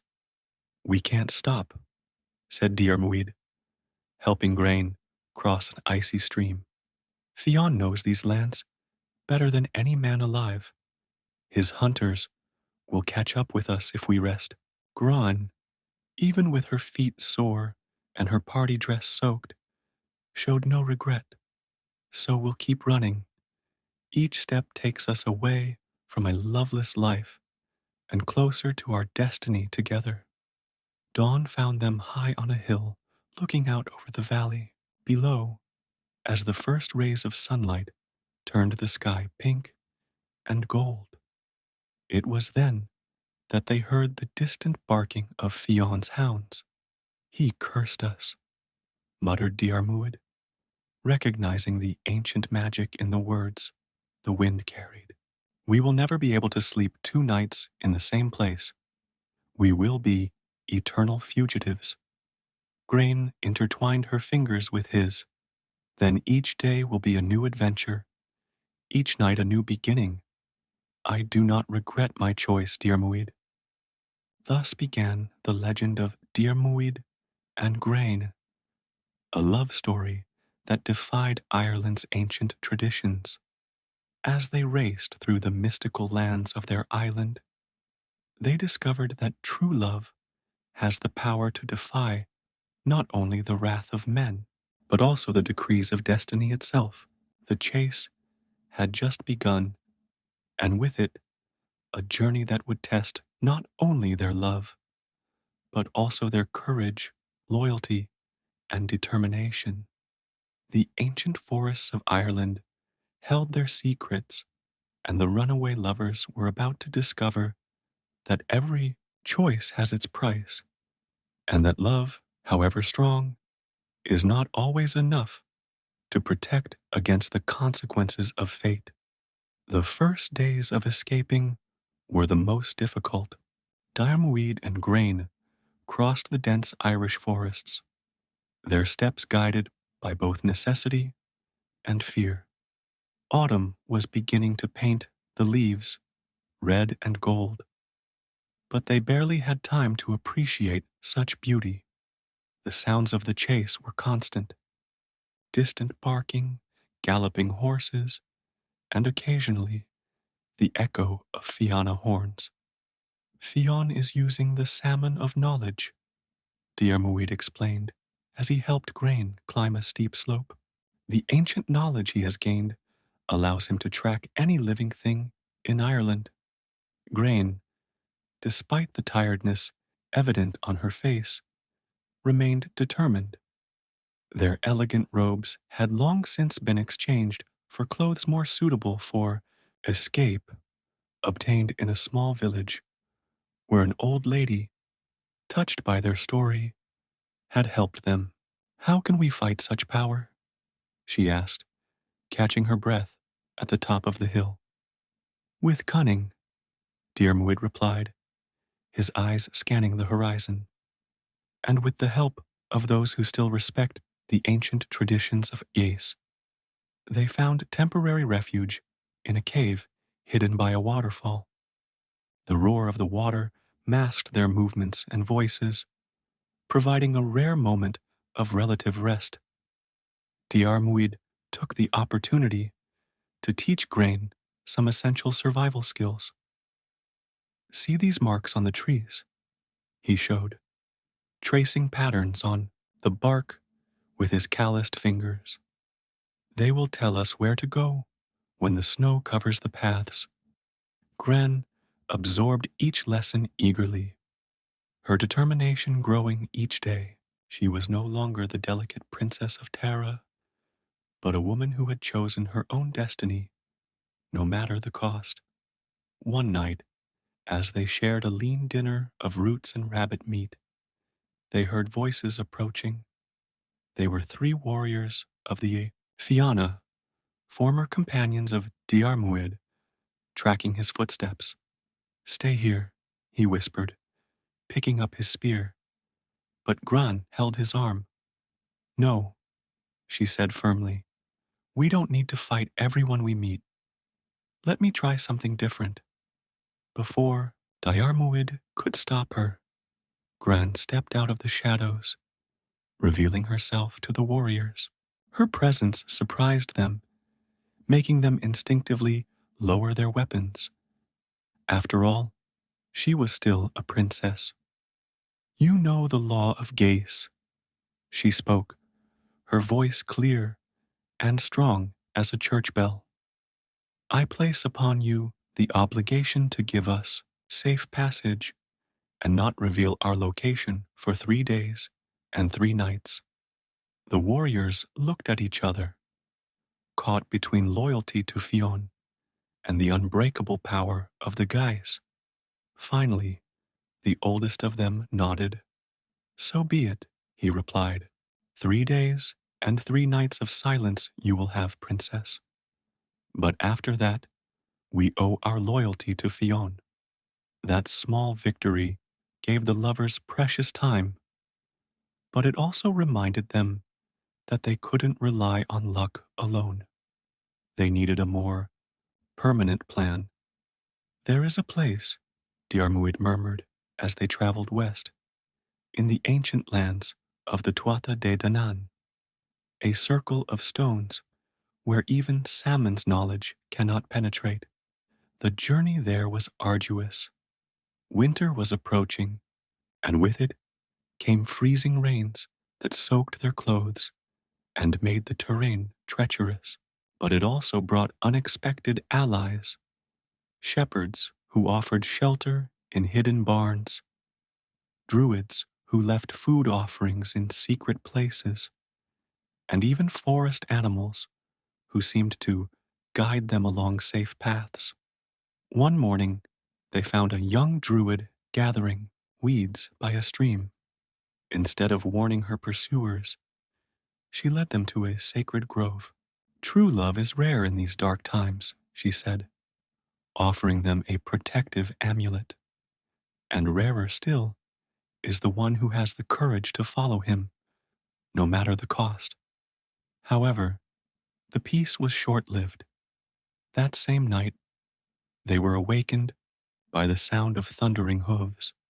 Fion's knights had found his trail again. The curse, whispered Gran as they ran through the darkness. We can't stay anywhere.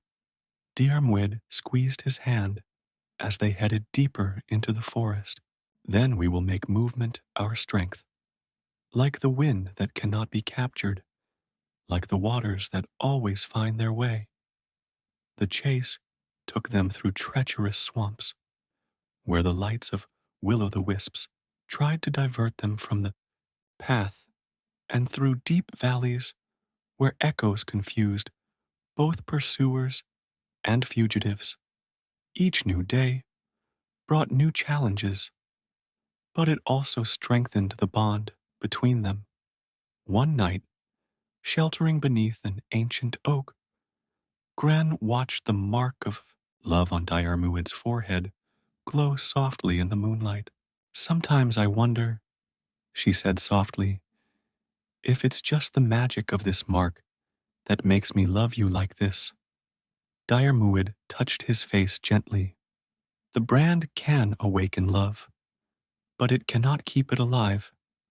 What we feel for each other has grown beyond enchantment. Their pursuers were approaching again. But in that moment, beneath the ancient stars of Ireland, Diarmuid and Grainne found a truth deeper than any curse. The love that bound them was its own form of magic, stronger than all others. Snow was beginning to cover the Irish landscape when Diarmuid and Grainne arrived in the lands of the Tuatha De Danann. The circle of ancient stones stood imposingly against the gray sky, its surfaces covered in runes and mysterious symbols that seemed to pulse with an energy of their own. The stones sing, Gran whispered, her fingers delicately tracing the ancient carvings. I can feel the stories they hold. Diarmuid remained alert, his senses sharpened by months of constant flight. The place emanated power, but it also attracted other types of attention. We need to be careful, he warned. The Tuatha De Danann are not known for their kindness to mortals. As if to confirm his words, a thick fog began to form around the circle of stones. Out of the mist, an ethereal figure emerged, Angus Og, the god of love and adoptive father of Diarmuid. My son, his voice echoed like ancient music. You have brought great turmoil to these lands. Diarmuid bowed respectfully, but kept himself between Angus and Grainne. Father, we did not come seeking conflict, only refuge. The god circled the couple, his feet barely touching the snow-covered ground. Love is a powerful force, but also a dangerous one. Fionn is not one to forgive easily, and his influence reaches even the magical realms. Grainne stepped forward, her posture revealing the nobility of her birth. Lord Angus, I place myself under your protection, not as Princess of Tara, but as a woman who has chosen to follow her heart. An enigmatic smile appeared on the god's lips. Ah, young Grainne, you speak with the wisdom of the ancients. But tell me, are you prepared for the consequences of defying not only Fionn, but destiny itself? Before he could respond, a warning scream cut through the air. Fionn's dogs had found his trail again. The mist around the stones grew thicker, and Angus made a quick gesture with his hand. You will have 3 days of protection within this circle, he declared. Use them wisely, son. There's more at stake than just your love. With those words, the god disappeared, leaving behind only a thin veil of icy dew. Diarmuid and Grainne took advantage of the brief moment of safety to regain their strength and plan their next steps. During these days, Grainne watched Diarmuid practice with his spear, his movements fluid as water. "You never told me how you received the mark of love," she said one night as they warmed themselves by a small fire. Diarmuid touched the mark on his forehead, his eyes lost in distant memories. It was a gift, or perhaps a curse, from a young woman who served in the house of Angus. She fell in love with me, but I could not return her love. In her grief, she cast this enchantment. Any woman who saw the mark would fall madly in love. And that's why you've always served Fionn so faithfully, Grainne added, understanding, to prove he was more than the mark on his forehead. Yes, he admitted, but now I realize that I was just hiding behind duty and honor. The third day dawned with a dark omen. Crows circled above the circle of stones, their caws echoing like warnings. Angus's protection was coming to an end, and with it, the need to leave became urgent. As they prepared to leave the sanctuary, a figure emerged from the shadows. Ailbe, Gran's former maid. His eyes were different, older and wiser than before. "My lady," she said, her voice carrying a strange weight. "I bring news and a warning. Fionn doesn't just seek revenge. He seeks the Lia Fail, the Stone of Destiny. He believes its power can undo the geese and bring you back." Gran turned pale.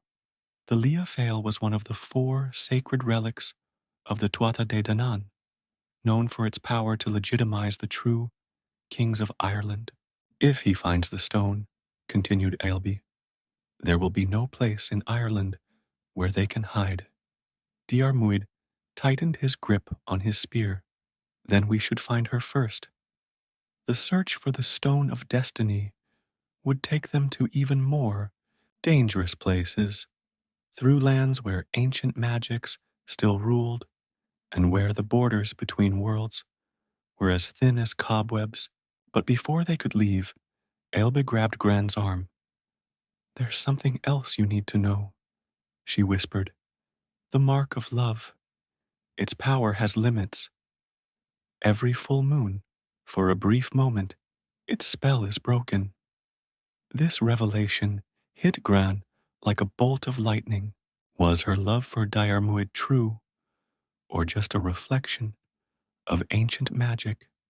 Doubt, like a poisonous seed, began to take root in his heart. The distant sound of horns announced that their time of protection was over.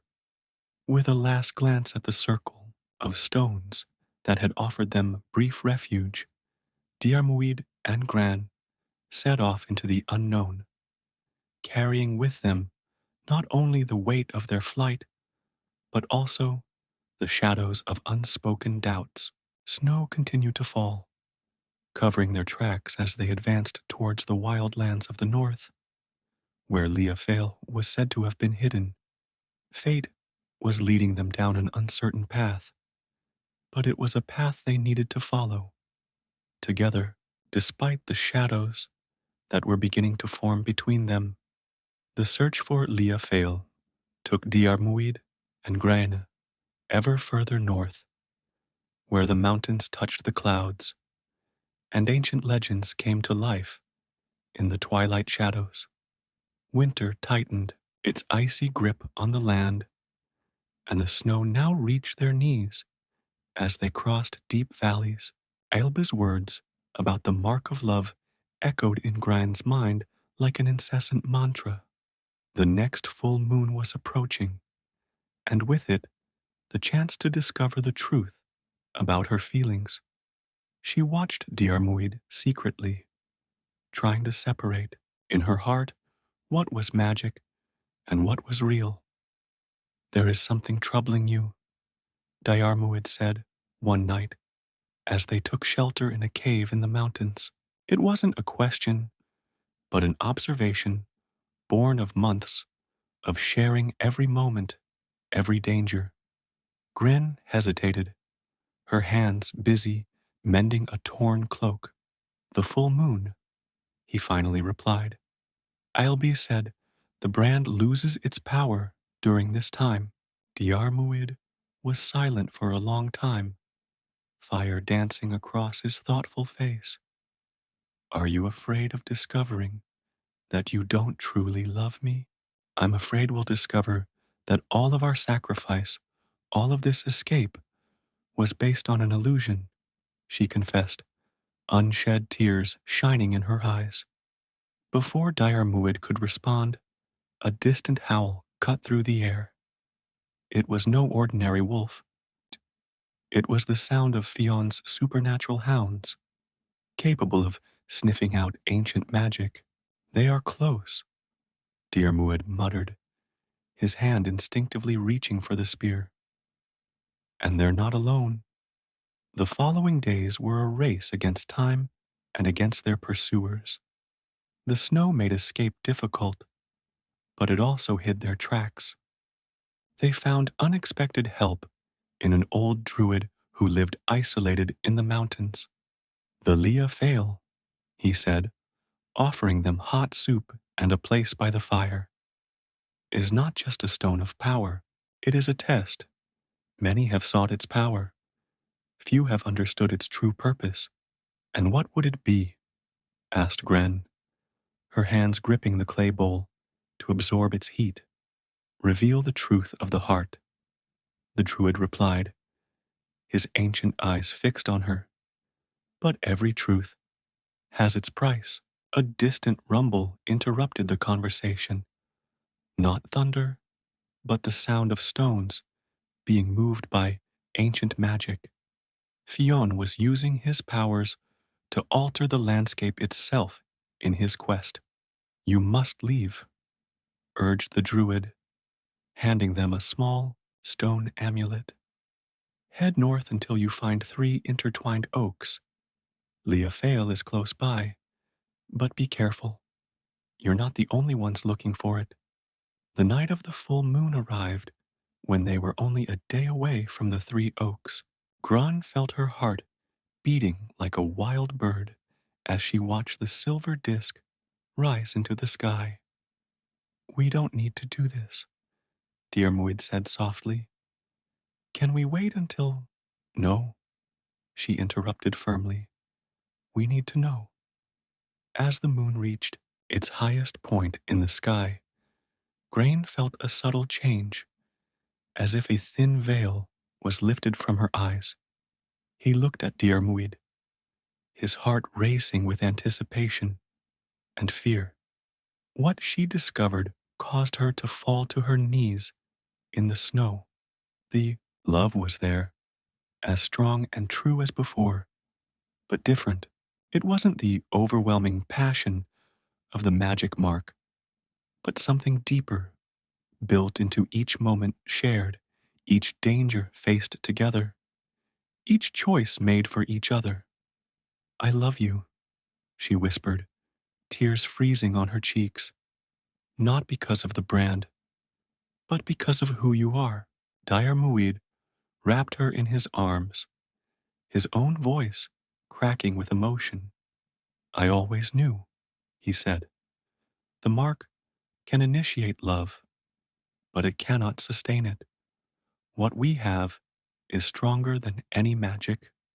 His moment of revelation was interrupted by a flash of light to the north, a column of blue energy rising from the trees into the starry sky. Leah Fail had awakened. Fionn, said Diarmuid gravely. He must have found the stone. Then we will face him, declared Grainne, rising to his feet with new determination, no longer as fugitives, but as equals. It's time to end this. They advanced through the snow toward the light, knowing they were headed toward an inevitable confrontation. The love between them, now proven true beyond all doubt, would be their strength in the battle to come. Dawn found them near the 3 intertwined oaks, where the Leofale waited in a circle of smaller stones. Fionn was already there, his imposing figure illuminated by the otherworldly glow of the sacred stone.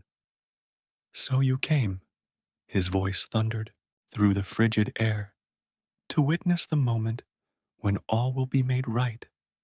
Diarmuid and Grainne looked at each other, their hands clasped in silent promise. Destiny had guided them here, and together they would face its consequences, whatever they may be.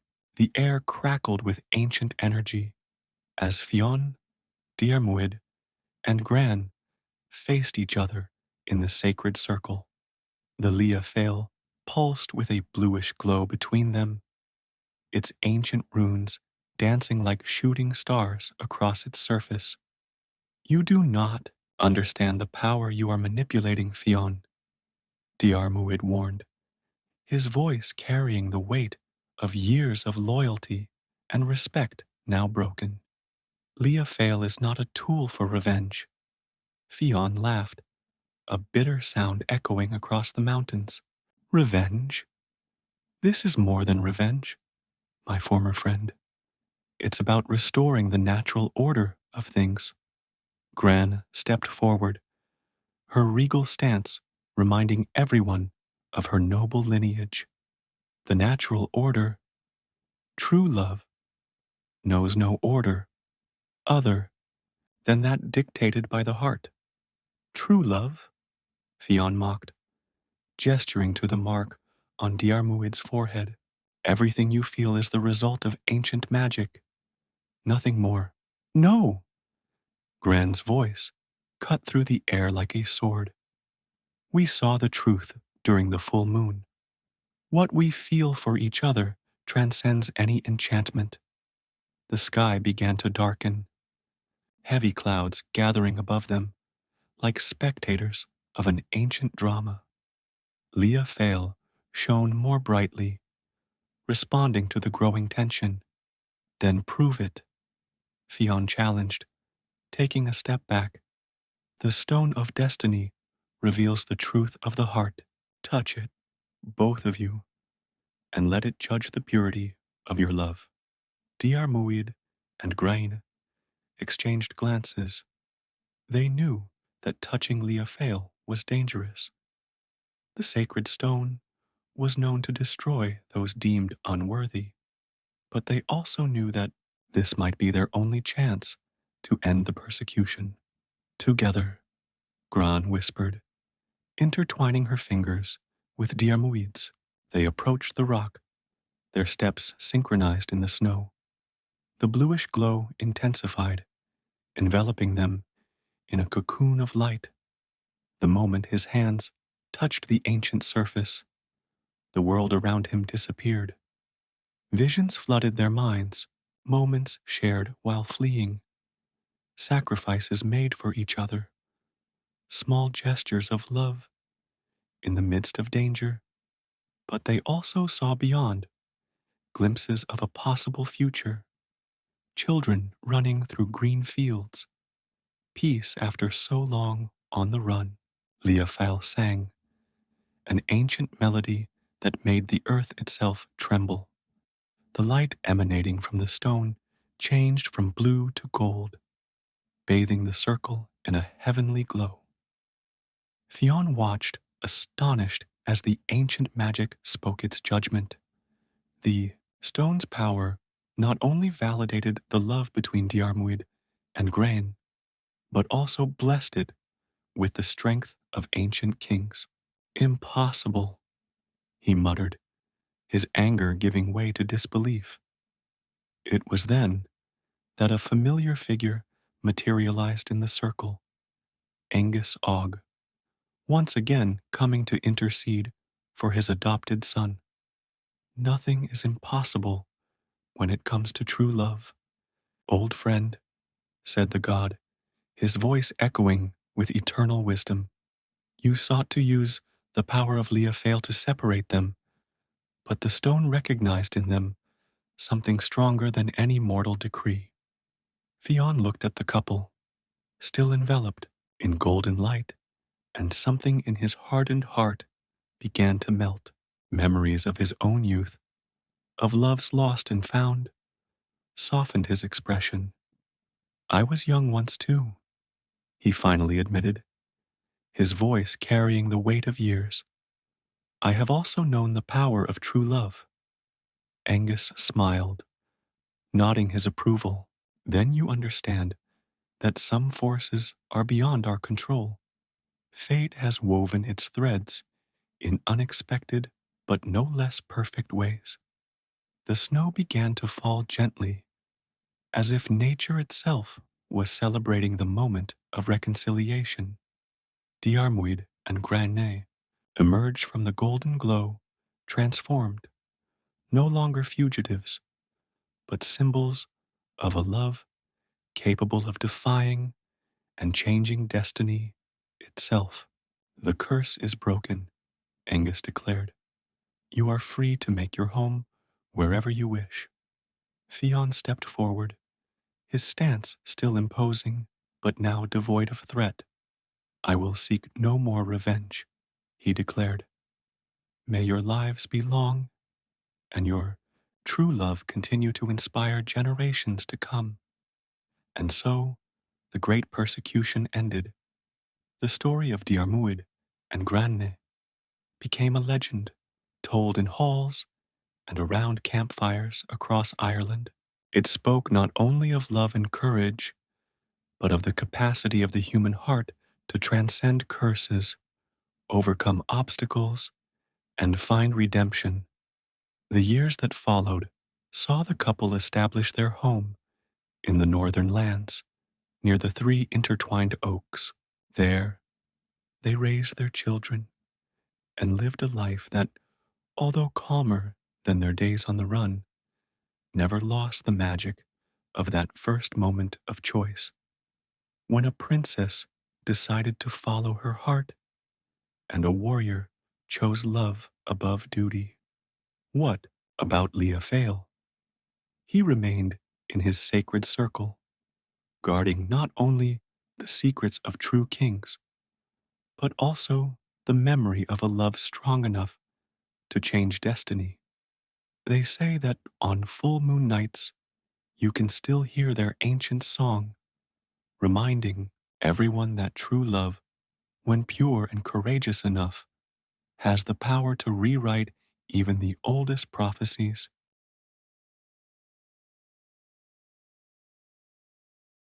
The wind howled across the green hills of ancient Ireland, carrying with it the unmistakable smell of war. Aodhan watched from a cliff as two powerful forces gathered on the plains below, their banners fluttering violently against the gray sky. On one side, the Tuatha De Danann nobles, with their golden armor and magical spears. On the other, the terrible Fomorians, deformed but equally powerful giants. Emerging from the mists of the sea, Aodhan felt the weight of both sides in his heart. His mother, Imher, was a healer of the Tuatha De Danann, known for her kindness and wisdom. Her father, Balor, a Fomorian warrior who had fallen in love with her during a rare moment of peace between people. Their love had been secret and brief. Balor died in a skirmish before Aodhan was even born, leaving him with a divided legacy and a broken heart between two loyalties. At 20, Aodhan had grown up trying to hide his dual nature. Among the Tuatha De Danann, it disguised its extraordinary strength and the occasional red glow in its eyes, typical characteristics of the Fomorians. His mother had taught him the magical arts of her people, but deep inside, he also felt the call of the sea and the storm, an inheritance from his father, Aodhan. The voice of Niamh, his childhood friend and confidant, brought him out of his thoughts. She was running towards him, her red hair flaming in the wind. The council is meeting. Nuada has summoned all warriors. Nuada, the Silver King of the Tuatha De Danann, had declared that this would be the final battle. The Fomorians, led by the cruel King Brez, had imposed increasingly heavy tributes on his people, gradually enslaving them. The tension had reached breaking point. I can't keep pretending, Niev, Aodhan confessed, his voice just a whisper above the wind. This war is not as simple as everyone thinks. Niev touched his arm gently. She was the only one who knew his secret, besides his mother. You don't need to choose sides, Aodhan. Maybe you're just what both sides need to find a different path. As they descended towards the Tuatha De Danann camp, Aodhan watched the preparations for battle. The blacksmith Goibniu tirelessly forged swords, each blade singing with ancient magic.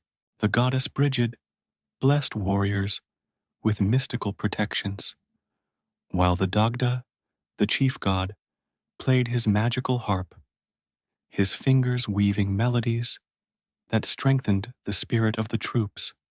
In the center of the camp, Imher worked in his healing tent, preparing potions and salves. When he saw his son, his eyes filled with worry. The signals are getting stronger, she murmured, touching Aodhan's face. Your Fomorian nature is harder to hide. Maybe it's time to stop hiding it, Aodhan replied, sitting down next to her. Mother, I see the hatred in the eyes of both sides, but I also see that we are more alike than different. The Fomorians are not all monsters, just as the Tuatha De are not all saints. Imher sighed, taking an amulet from his bag, a sea stone carved with ancient runes. Your father gave me this. He also dreamed of peace, you know? That's why he came to me, even though he knew the risk. Outside, the sound of horns filled the air. The scouts had returned with news. The Fomorians were on the move, preparing for a dawn attack. The camp exploded with activity. Aodhan left his mother's tent with a heavy heart, only to find Neve waiting for him. She held two swords. One of them was Aodhan's own weapon, forged from metal from both land and sea. You are not alone in this, she said, handing him the sword. There are others who want peace. Nuada himself has tried to negotiate with Brez in the past. As night fell over the camp, Aodhan made a decision.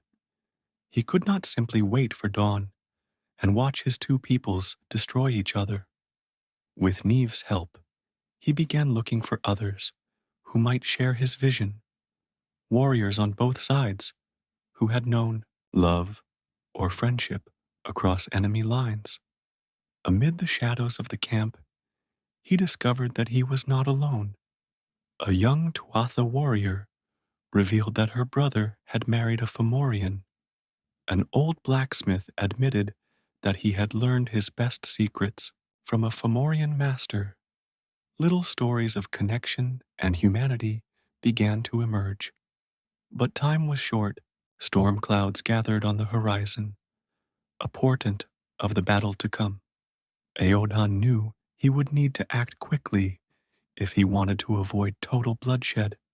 Its very existence was proof that peace between peoples was possible. The young warrior spent the night planning with Neve and her new allies. If they could create an opportunity for dialogue before the battle truly began, perhaps there would be a chance. But to do so, Aodhan would need to do something he had never done before, publicly reveal his true nature. As the first rays of Sunlight began to dye the horizon red.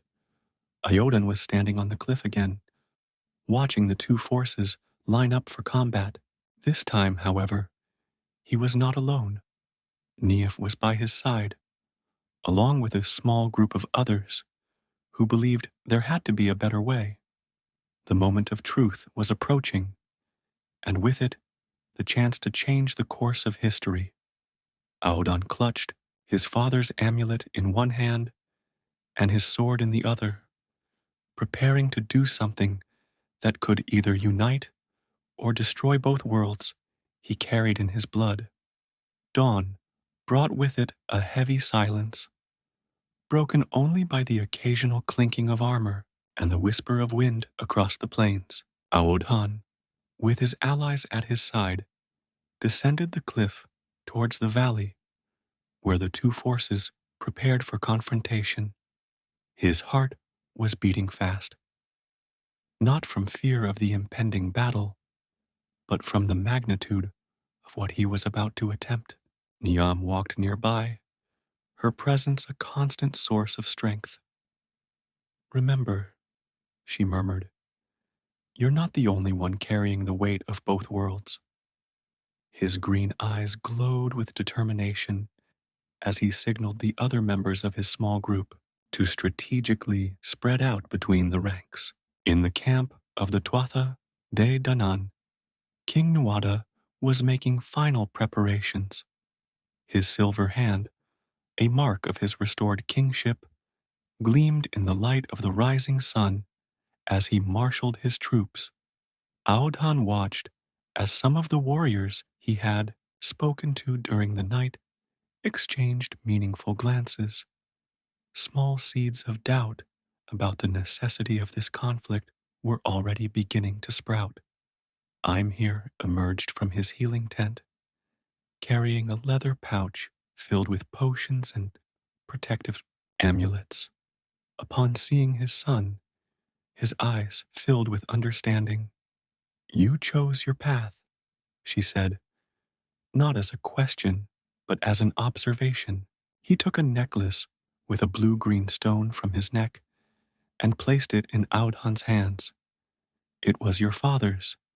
He said it shined brightest when peace was near." Across the battlefield, the Fomorians arranged themselves into intimidating formations. Their giant warriors wielded massive weapons, and the air around them seemed thicker, charged with their own ancient form of magic.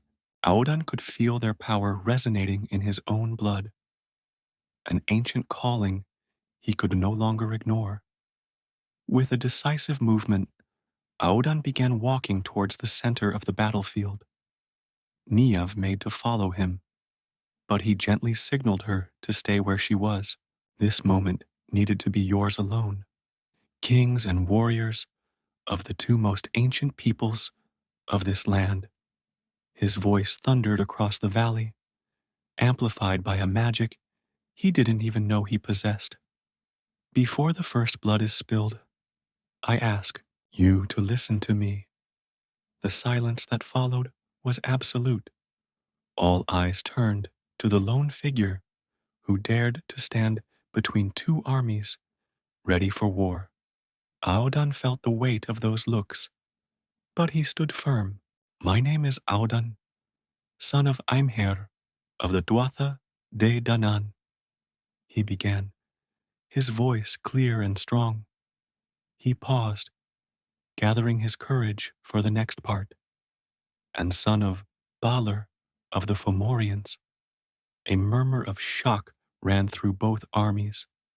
Aodhan allowed his dual nature to fully manifest for the first time. His eyes took on the red glow characteristic of Fomorians, while his hands emanated the soft golden light of Tuatha magic.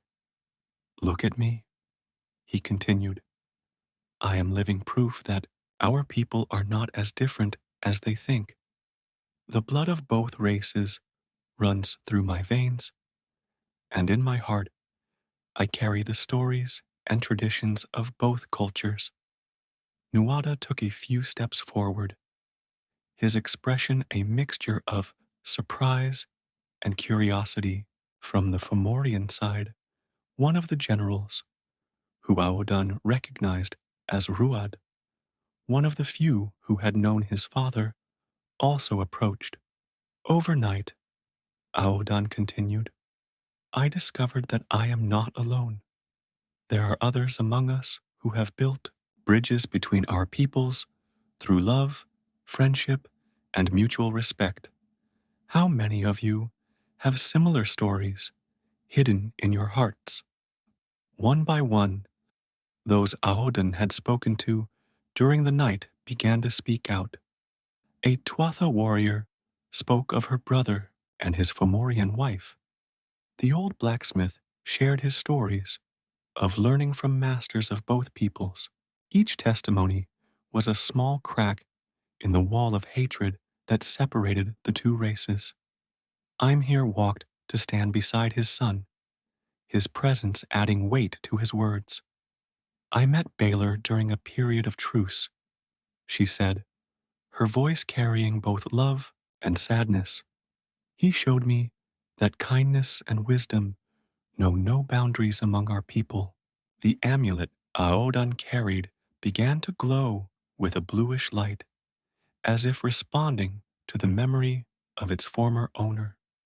The stone in the necklace that her mother had just given her emitted a similar glow, creating a spectacle that no one could ignore. This battle does not need to happen, Aodhan declared. We can choose a different path. The Fomorians have knowledge and skills that the Tuatha De Danann could learn, and the same is true in reverse. Together, we could build something greater than any of our people could achieve alone. The silence that followed was profound, full of possibilities. Niev approached, bringing with her others who had committed themselves to the cause of peace. The circle around Aodhan slowly grew, including members from both sides, but not everyone was convinced.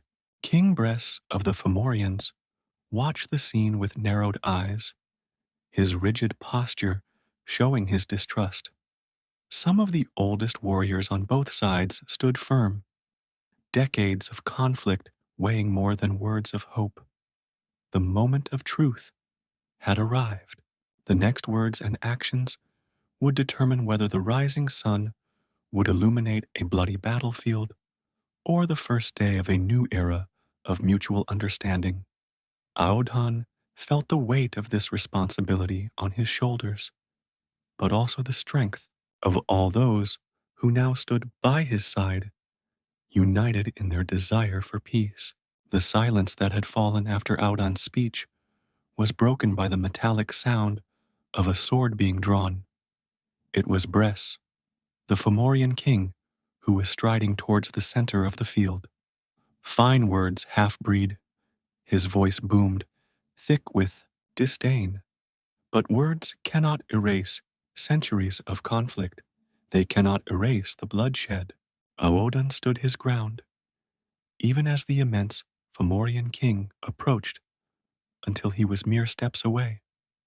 The contrast between them was striking.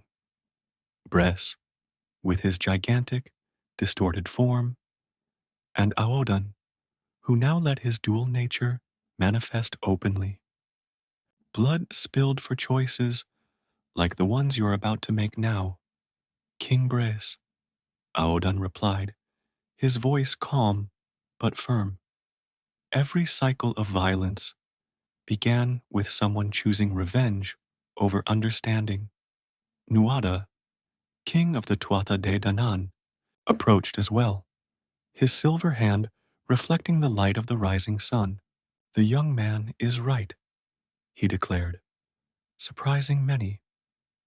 I've tried to negotiate with you before, Bress, and been rebuffed, but perhaps it's time we listen to a voice that truly knows both sides. Imhir stepped forward, positioning himself next to his son. I remember a time, not so long ago, when we exchanged knowledge freely. The Fomorians taught us the secrets of the sea and storms. As we shared our understanding of the land and its healings, others began to speak out. The old blacksmith raised a sword that shined with a peculiar shine. This blade was forged with techniques from both peoples.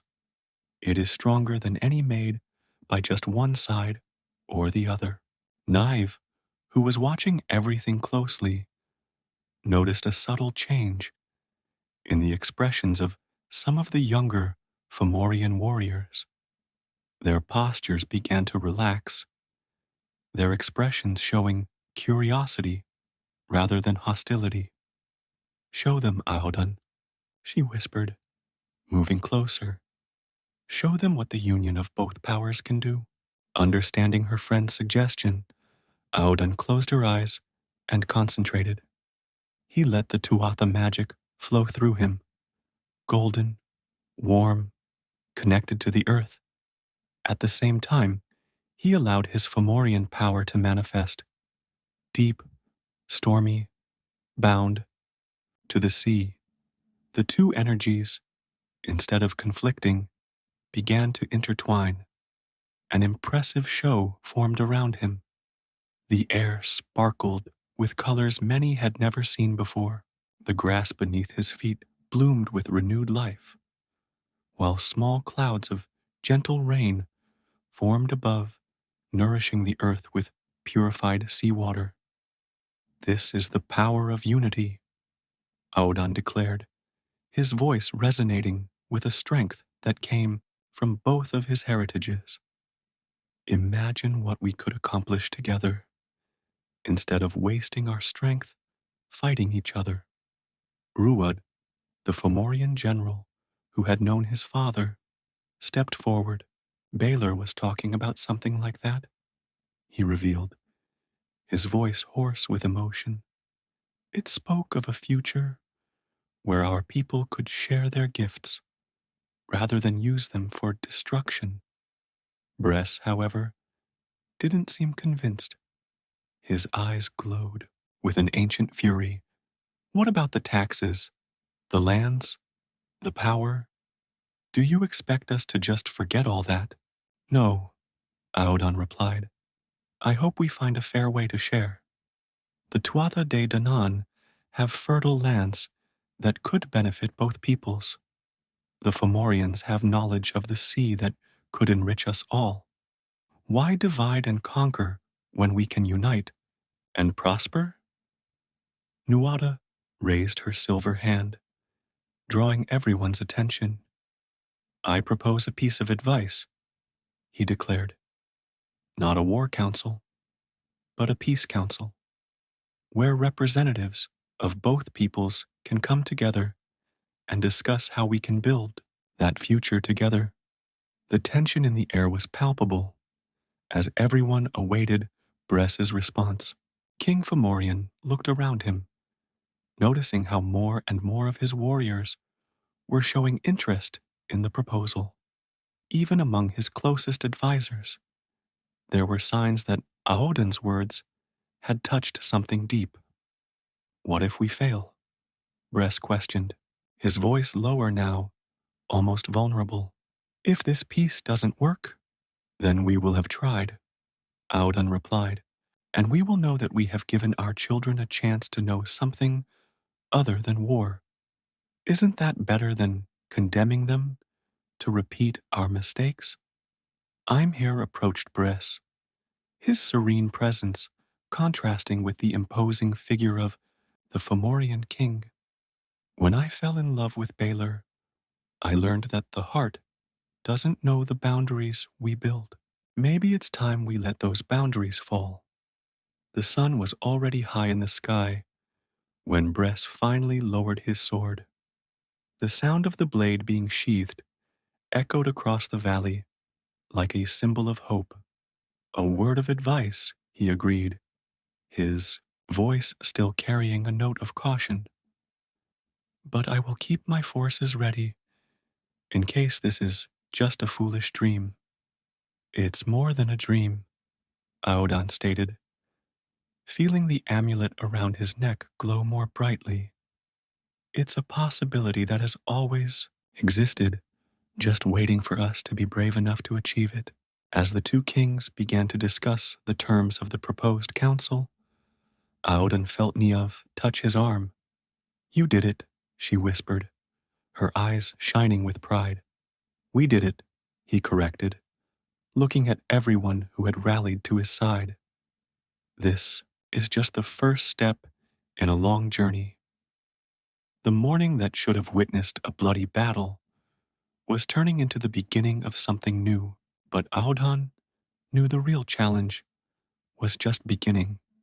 Building peace would be as difficult as avoiding war and would require as much courage as any battle.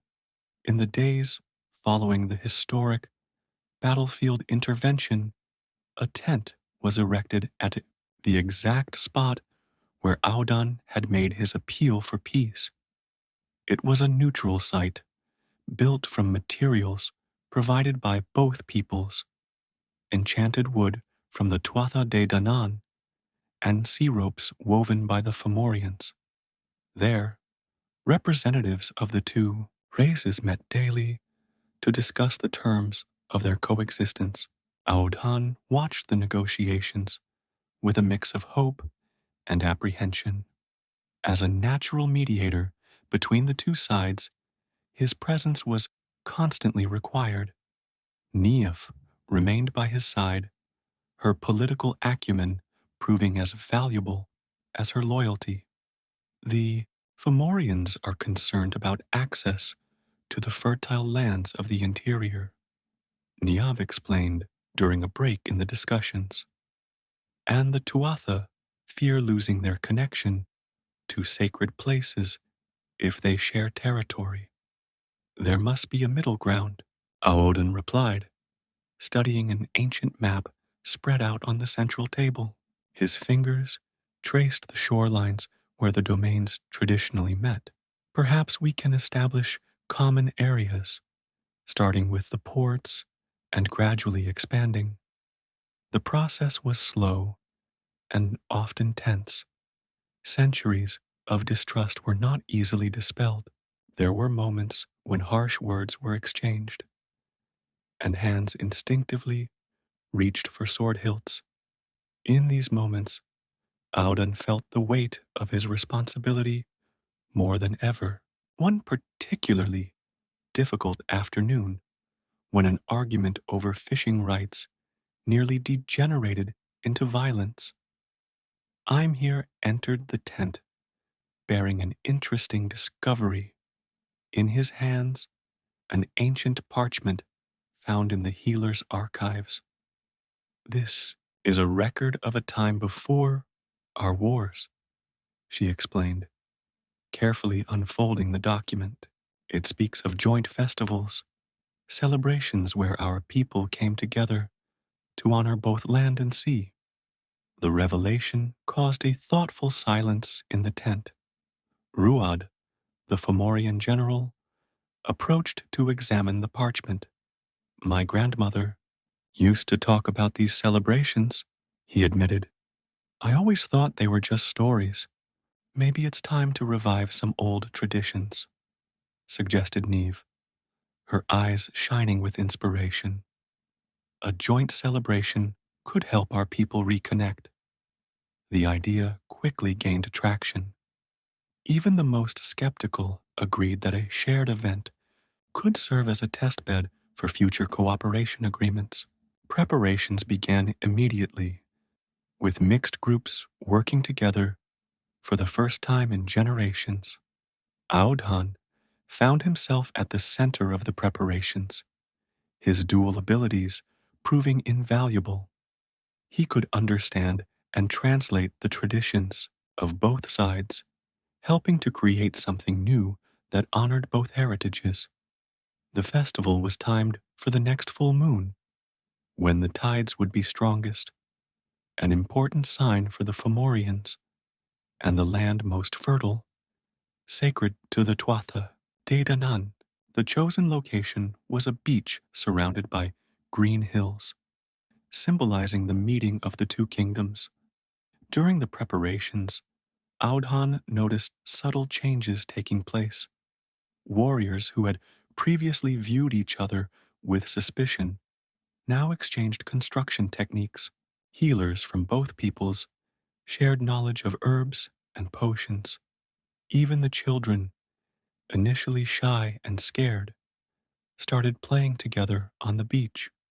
One afternoon, while supervising the construction of an altar combining sea and land stones, Aodhan was surprised by Bresh. The Fomorian king seemed smaller somehow, less threatening, as if the peace process was softening his harder edges. Your father would be proud, Bresh said, his deep voice carrying a tone of respect that Aodhan had never heard before. Baylor was always a visionary, even when we called him a fool for dreaming of peace. Did you know him well? Aodhan asked, feeling his heart quicken at the possibility of learning more about his father. He was my cousin, Bress revealed, to Aodhan's surprise. We grew up together. We trained together. When he fell in love with his mother, I was one of the ones who was most strongly opposed. Now, I see that he saw something we were all too blind to see. King Fomorian's confession echoed deeply in Aodhan. It was a reminder that the connections between the two peoples were deeper and more complex than many imagined. As the day of the festival approached, the atmosphere of expectation grew. Bards from both peoples composed new music that blended their musical traditions. Cooks experimented with never before tried combinations of ingredients. Craftsmen created decorations that fused the distinctive styles of each culture. Niamh encountered Aodhan one night while he was practicing an ancient ceremonial dance that combined Tuatha and Fomorian movements. You have created something extraordinary here, she said, observing the preparations around her, something that goes beyond simply avoiding a war. We created it, he corrected, extending his hand to include her in the dance. Every person who chose to give peace a chance helped build it. As they danced under the starry sky, Aodhan reflected on how his personal journey of self-discovery had transformed into something much bigger. What had begun as an internal conflict over their divided identity had become a catalyst for the transformation of two entire peoples. The amulet around his neck glowed constantly now, as if responding to the growing harmony between the two races. It was a constant reminder that peace was not only possible, it was natural. It was the state towards which all things eventually tend, if given the chance. The day of the festival finally arrived, bringing with it an energy unlike anything these ancient lands had ever witnessed. The beach chosen for the celebration was transformed. Arches intertwined with terrestrial flowers, and seaweed marked the path from the hills to the sand, where colorful tents hosted demonstrations of crafts, cuisine, and music from both peoples. Aodhan had been touring the site since dawn, checking every detail of the preparations. The altar he had helped build was now complete, its mixed stones shining in the light of the rising sun. Niamh led a group of young dancers, mixing the graceful steps of the Tuatha with the powerful movements of the Fomorians. Aimher had established a healing tent where healers of both races shared knowledge openly for the first time in centuries. The sound of laughter and lively conversation emerged from the space, along with aromas of herbs and potions that combined ancient traditions in innovative ways. I never thought I'd see something like this, commented Ruad, approaching Aodhan as he watched the growing movement. General Fomorian carried an object wrapped in cloth. This belonged to your father. I thought today would be the appropriate day to return it. Unwrapping the package, Aodhan discovered an ancient sea harp, its details carved with sea creatures and symbols of both peoples. He would play it on the rare occasions of respite, Ruad explained. He said that music had the power to make people see beyond their differences. As the day progressed, more and more people arrived at the festival. Tuatha and Fomorian families, who once would have avoided each other, now shared meals, swapped stories, and discovered surprising connections between their cultures. Children ran freely, their laughter echoing across the beach without distinction of origin. Nuada and Bress, the two kings, arrived together, a symbolic gesture that did not go unnoticed. They sat side by side on specially prepared thrones, watching their people mingle with expressions that varied between caution and admiration. Here, said Neve, handing Aodhan her father's harp. This is the perfect time for your music. With a nod of agreement, Aodhan walked up to the small stage set up near the altar. His fingers found the strings naturally, as if the memory of his father guided his movements. The melody that emerged was something entirely new, not just a mix of traditional songs, but a composition that spoke of a shared future. As he played, Aodhan saw his mother approaching the altar with tears in her eyes. She carried the amulet her father had given her, now shining more brightly than ever. Other musicians began to join in the melody. Tuatha flutes, Fomorian drums, voices of both peoples rising in harmony. The most touching moment of the celebration came when a group of children performed a play they had prepared in secret. It was the story of Balor and Imher, the forbidden love that had resulted in the birth of Aodhan, but told through the innocent eyes that saw only the beauty of the union between different people. As the sun began to set, Bress rose from his throne, his thundering voice silencing the crowd. Today, we witness something that many considered impossible, he declared.